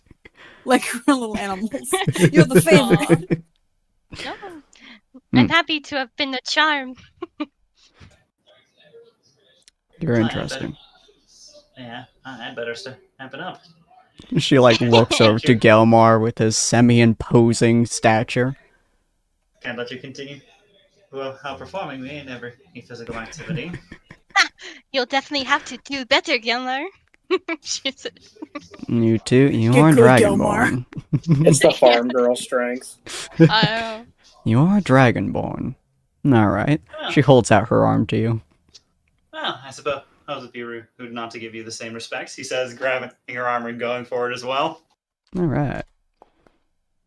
Get him, God, Gilmar. 16s, dude. Oh.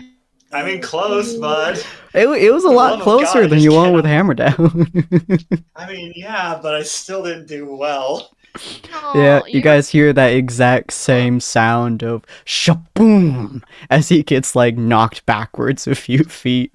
She goes, little girl was stronger. Huh. She just kind of like walks towards one of Gilmore's the. body is knocked over to near where Dakota was. As Dakota just like sees him slide over, and it's just he just looks up at her and slowly shakes his head. She kind of like looks at you and just goes, "You're a dragonborn too." She holds out her hand. Gilmer So- Surely a already child looks can't like do his pride- better than you. Gilmer already looks like his pride's been destroyed. Oh no. And Nia goes over to Gilmore and gives him a few pats on the shoulder. She go ahead. Dakota's just like his mind is like racing. It's just like, well, I suppose it would be rude of a dragonborn like myself not to accept your offer. He slowly steps forward and like raises his hand and tries. You gently grip her forearm with like the lightest, softest touch. And you see her kind of start to scowl. He's gonna try a little harder than that. Compared to her grip strength, your grip strength can't even be That's noticeable, to be fair. You can do it, Dakota. I have total faith in you. Come on, Defy give us that 5%. expectations. 20, Yeah, let's- 20. Give us that 5%. Defy those expectations. Hold on, I'm Big trying money, to big money, figure big out- money. You just go Let to me your roll sheet it. and click STR.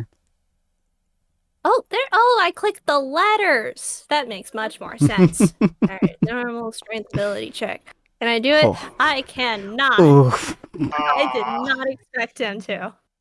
You attempt to grip her arm. You really do. Your hand is big enough that like it encompasses most of her forearm. You just got no grip strength. No, I And don't. she pulls you, but she's expecting like Gelmar's kind of pulling. So when she pulls you, she lifts you clear off your feet. And she pulls you a good like 2 feet into her chest with no resistance. There's nothing you can do to stop this pull. And she hits you with her full body weight force. Do I roll for Oh. concussion? Roll me For constitution. For concussion. Roll me a con Constitution? save. Cute. Con save. Ooh, that's +0. My poor boy. You can do it. Well, you stumble backwards, attempting to breathe. You're still standing. It's very impressive. You're fairly Yeah. certain she broke a rib, maybe multiple. Yeah. Keep in mind, Nia. Dakota weighs 90 pounds. Yeah. And Nia's making her way over to Dakota. Yeah, she weighs around 250. And almost all of that is pure muscle.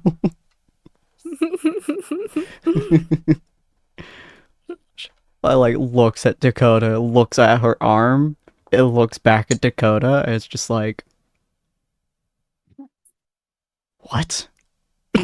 uh, strength ain't my forte, miss. Huh. Yeah, I'm more of the agile stamina type. And Nia will tap Dakota and cure wounds. Oh yeah, Dakota's one of them stamina types, huh? Dakota's very strong, just in different ways. Throw me into a gunfight any day. Throw me into a traditional orc customs, and I'm She fish out of reaches back for her gray axe. I don't think you. And Nia stands in front of Dakota. She's She very sh- small. She shrugs and puts her hand down. Traditional or customs is trial by combat, boy. Oh. Dakota was saying he's not very good at orc customs. Indeed. I'm shocked that the child was the strongest of you. Well, Rue isn't a child. She slowly That's true. looks down at Rue. She smiles wide. Yeah. Rue is full grown. Huh. Been around fucking elves too long. Well, I mean, I'm not that old either. She kind of like looks at you, like legitimate, like trying to process what you look like, and she's like, "Yeah, like your face." Oh, Oh. thank you. I like your face too. She kind of like slowly reaches up and starts touching parts of her face where like Rue's scars are, and she's like, "Oh, I don't have scars. Oh, you actually look like my face, huh?" Yeah. Actually, And he frowns. Huh. Weird. No one's already said they like my face before. Oh, I have I'm to think happy to about be the this. first one. She walks away and just like walks up to the the steering wheel of the ship and just stands there with like a confounded look on her face. The dial-up sound is just playing right through her thoughts. Genuine kindness. Either that or like some type of Korean like TV show's ending and she's having the music play. She's thinking. Just like, what the fuck just happened? Wow. The captain's just like, huh. I don't think I've ever seen her speechless before. Impressive. It's a lot of fun people over here. Yeah, most of my crew's just normal sailors, but these two, I found Hammer Down a long time ago, but Seraphina is kind of new. Oh, sorry. Lockjaw. You see, Seraphina had glared at her when she said Lockjaw here, I found probably last year or so. Picked her up a long while ago. She's, what do you call it, mercenary work, I suppose? Though she doesn't take money. I think she just does it for the fun. Oh, even better.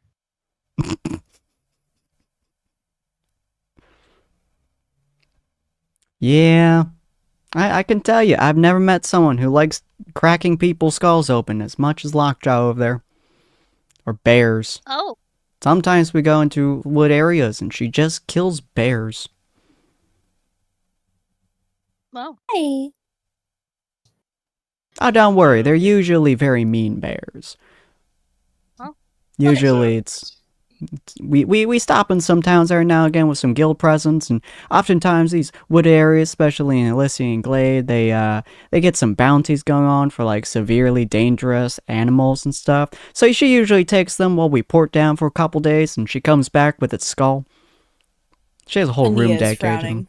Oh, so it's nothing to do with the Skyweaver initiation. No, she kills very dangerous creatures when they up and dangerous a lot. She's killed bears. She's killed, I believe, a giant weird ant monstrosity thing. I don't know what it was called, but she took back its acid sac and one of its talons. Sometimes she uses it to fight, but not very often. She says it's unfair to use weapons aside from a great axe. I think we can all appreciate that. No. Yeah. Gilmar stares back at his axe. I think I understand. She looks so zero. But I do know the one you're talking about. Nah, I mean, she probably would be in that clan if she really wanted to be. She often doesn't go with her gray axe to go and fight the bears. She says it's more of a challenge that way. And too quickly if she used weapons. It's also why she doesn't wear armor. Tough as old boots, that one. Yeah. I don't think I've ever seen her damaged before. She looks at Rue. Even to a reddening degree. Her chest is about as strong as she kind of taps Cyril's breastplate. About as strong as this man's steel here. So very impressive. You are slightly terrifying. Oh, I wouldn't think so. That is all. I'm glad you don't, or you wouldn't be on my ship. Uh, Just like you said about your own crew. She's very friendly. You just need to understand how to interact. yeah. If she wasn't so friendly, pretty sure we'd have a war. Oh. Hmm? That's not good. That bad? What on earth problem's that? A cleric who can injure one of my toughest folks? If she wasn't a nice folk. Oh, I mean, I don't think I would be using strength if I wanted to fight. She kind of gently pats your shoulder. I'm glad you think that way. Rue's too good for this world. I can vouch for that one. Just if somebody asks you to burn down a whole village, just say no. Just say no. Well, yeah. If the voice that speaks to you asks you to commit horrendous deeds but says it's a good thing, don't listen. True. Yeah. That sounds about right. I'm just joking with you. She says that with a serious face. She kind of looks at the rest of your group and she's just like, I don't know how you found such a sweet person. Don't let her be turned. It is a blessing every day. Tips his hat. I'd sever my own arm before I let her turn. Oh, that's good. You have a nice crew. You do. I'm impressed. Most of the folks that we see around here ain't the nicest. Ain't the nicest. You know what? She pulls out gold and hands it back to Rue. You keep that. You keep that, kid. Oh, no, I couldn't take it. No, she pushes it back. No. I insist. You keep it. No. She pushes it back. I feel like you need it more than I do. Oh, no, I don't need it. I have bread on me. I'm okay. Oh, no. I have bread.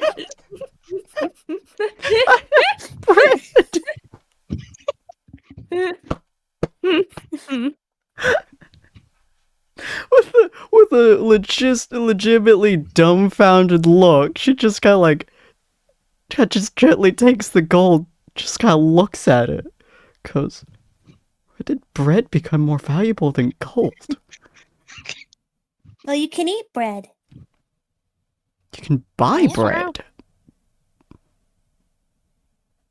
Where? You can cut the middleman and just have the bread. You know, make me think all of my life choices.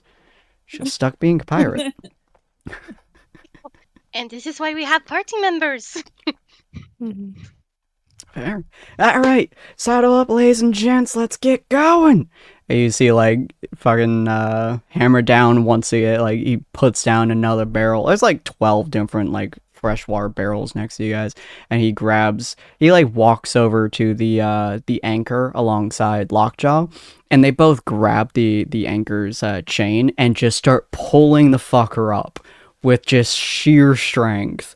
The combination of them just pulling the damn thing up and then putting it onto the ship. And they're like, aye, Captain.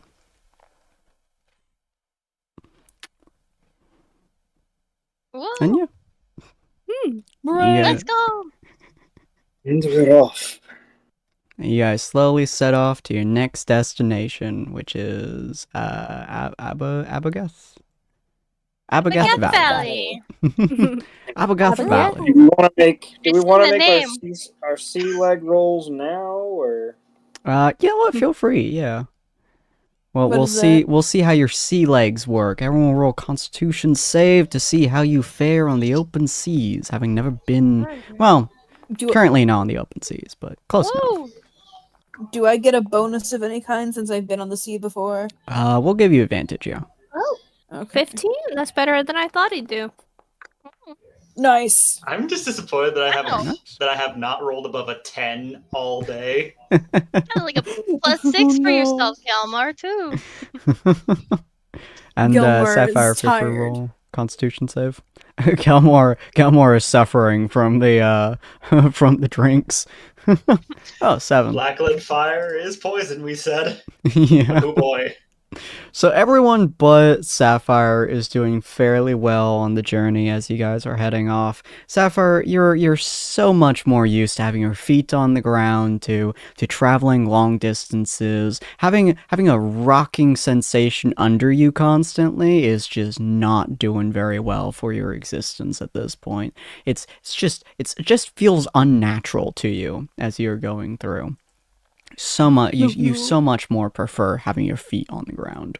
But alright, hopefully you guys enjoyed this. If you guys want to see what happens to our party as they go into the Abigath Valley next week, we're going to be doing it on Friday at 6 p.m. PST. We shall get to see a little bit more of Rue's history. What's going to happen in there? Who are they going to talk to? What journey are they going to have? And then after they come back to the ship and they get all the way over to Elysian Glades Lake, what is going to happen? Why is the captain so concerned whenever they bring up the Crimson Talons? If you guys are interested in these questions and more, feel free to pop over into our stream next week. You guys can also pop over into any of our socials, which is right there if you guys want to, or you guys can pop directly over to our Discord, where all that information and more is lined up real nice and easy for you, as you guys get to join our library of absolute insanity. And as always, big old thank you to Storyestry for joining this game today. Go check her out if you guys have not already. And thank you guys for joining us, and we will see all of you fine folks tomorrow. I'm going to be doing some more Celeste at 6 p.m. PST, so feel free to join that, 6 or 7. I'll let you guys know in my Discord. And of course, we'll be coming back with more Tyrant's Wrath next week. Bye! Bye-bye. Take care.